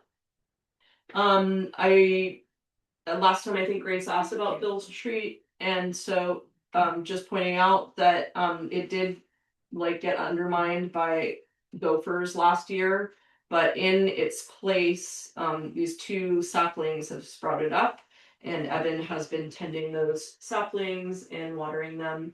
And I think, you know, he's been in communication with Judy, and I think she's really appreciative. And we are hoping that these saplings grow into robust trees. Right, and it's nice that he took the old dead one down. Yes. It was looking very sad. Okay. Yeah, this is much more cheerful. Okay. And then finally, I just wanted to give a update on roads. So this is, as Kirsten was pointing out, it's like whenever we work with the roads, we really interface a lot with the fire district. And so the road repairs that we have proactively engaged in, that people are seeing around like the, you know, Don Murch's done Poplar and Evergreen and blah, blah, blah. That's really around these priority fire access egress roads. So the ones that are defined in red here. And one of the things that we've been talking to the fire district about is basically revamping this map with layers. So you can imagine this is sort of like the ingress egress that's really important from that standpoint. But one of the things that we tried to impart, we had like basically a staff working group where we had Don Murch in that meeting and imparting to them that like really when you think about like sort of the funding that we're contributing to this project, really coming from the septic drainage program. So we need to make sure that as we're doing this road work, we're also improving drainage. And so, you know, you can do this work in a way that can make drainage actually worse. And it's really important that we keep that in mind while we do the work. So you can imagine one of the things that I want to like kind of, you can imagine like layers on this map where it's like, okay, here's our septic drainage map. Here's our water, you know, here are our water lines that we need to make sure that we're maintaining these roads because, you know, we have water infrastructure there. Anyway, so it's basically a work in progress. It interfaces with Ordinance 30 and all of that jazz. And so, you know, it will continue to come up, but we're in the meantime already trying to augment the road maintenance program. And this is just more pictures. And just to point out, you know, there's these roads which we are proactively managing, but then we're also trying to augment effectively what are like customer initiated road work on some of these other roads that are not priority roads, at least for emergency access. So people have been doing that work. We have been encouraging people to come in, submit for you know, like basically you come in, takes 5 minutes to describe your project. We say, yeah, that's road maintenance. And then we essentially have that person coordinate with somebody on staff so that they can deliver the materials to their site. And it's working well and it doesn't feel like it's too much of a burden on staff. Here is more pictures. That is it. All right, Nice. Yes, thank you. Stop sharing. all right. Item 14, feedback from customers regarding online billing. I don't have that here for some reason, but basically the feedback we got was around the fee. A couple of complaints about that. And I think Annie's just said what I said, which is you can always front load. And I'm sorry, I don't have the printout for that one, but there is material prepared there. Yeah, she did a what's it called? Yeah, What you just said. Yeah, I'm just looking to see if there's anything else. Just the same thing. People complained about the convenience fee for credit card payments, and we can't move that, but you know, they can still pay by check or cash and or pay ahead of time, and that the majority of feedback's been positive. Yeah, of same sort. Okay, then your potential for committee updates, it says no non-bold items not up for discussion, so should we just look at number 19, which is something we've just addressed already? Yeah, that was just pointing out to people that we talked about that item in the context of item 3 and 11, so there's nothing else to report there. Okay, so that will take us right down to approval of minutes. Number 25, regular meeting, October 22nd. Thanks, guys. Bye. Thank you. Thank you. Have people read any changes or corrections to the minutes of the October 22nd regular meeting? And if none, can I get a motion to approve them? So. One second. On favor? Aye. Warrants for the month of October. Any questions or comments about the warrants? What's Jen Fitch ACH 14,700? Didn't recognize that one. Yeah, that's chemicals for the front. Okay. Any others? Nope. Okay, can I get a motion to approve the warrants? I'll make that motion. Is your second? Second. Thank you, all in favor? Aye. Okay, that takes us to materials to be signed, whatever you have, we'll sign them, We signed already, I think. okay? Yeah. Well, did Annie have any checks to sign? I didn't. We did last. Oh, you did. Yeah, one. they were in that right there. They got done, all right. Future agenda items, I guess we've talked about those already. I have one thing I'd like to, I was noticing, with the board SharePoint, I can sort by agenda item number within each folder, but not intra folder. If when you put your final item in, if you could put them all into one folder, we can sort it by number and we could just go straight down the list. I had like 5 tabs open. Yeah. I don't think Well, the that would only- be too much more. No, it was basically the reason we did it was because we were alerting people that got on there early that there's been new materials, so we Yeah. subfoldered like based on the date. I mean, Yeah, I understood that, but just at the end, Oh, Like when just I'm sitting extract in the everything. meeting, Yeah, okay. if you could put, you don't even have to, you can put it all in one folder that's just for this meeting. But Okay, if everything's in that, yeah. are I could you just working sort by off the number. board? Share SharePoint. during this meeting? Mm-hmm. Oh, okay, cause I download everything. I don't because there's so much. stuff. Yeah, I mean, it is much more organized. It is better to interface with all of it on the website. So you could do that too. Is it also sort of? Yeah. Yeah, Okay. then it's actually agenda item. It's a much better format to actually follow Okay, that. I'll try that. You could go to the agenda on the website and then they have the items like linked right underneath each agenda item. It's a little bit easier to manage. Okay, I'll try that. Thank you. But we can also try just, on today, plunking everything into the folder so that you can order it that way too. Yeah, because I like to read it ahead of time and it doesn't matter if it's out of order, but when I'm sitting here in the meeting, it is nice to just be able to go. Yeah, and there's not really, Yep. the only utility of those folders is basically to alert people prior to that. So there's really no Yeah. reason to keep it that way. Okay. Yeah, I'm not trying to give you extra work, No, it's but I can try doing it Yep. as Belle suggested as well. Okay, next meeting date? December 17th, I believe. I think so. It's the normal date Yeah, of December. Again, gonna be here. Here, yeah. Then we go back to the firehouse. Yay. Oh, Bella, I don't see anything for December 9th. So just if you keep. Oh, okay. I'll forward it to you. I have one more thing, Jack. Sorry, one more. go ahead. Hold that thought. Future agenda items. Yeah. I think at the end of the last finance committee budget cycle, we talked about having a capital improvement Yeah. project discussion, and Yes. I realized we are approaching the next budget cycle, Yes. so I just wanted to see Yeah, what so you were we- thinking about that. Yes, and in fact, I will reach out to the finance committee. I basically had an internal staff meeting. Okay. That was all staff and it was like 2.5 hours and we talked only about capital. Okay, improvement. that's great. So then off of the heels of that though, we now, and it's gonna be hard to find a time to meet between now but we should really meet by the end of the year. So I'll be reaching out to Before the end of the year. yeah, I'm not going. Good, you guys love that. yeah. It's not great. You Yeah. adjourn. All right. Thank Okay, you. Bye, you guys. Bye. Bye. Thank you, Belle.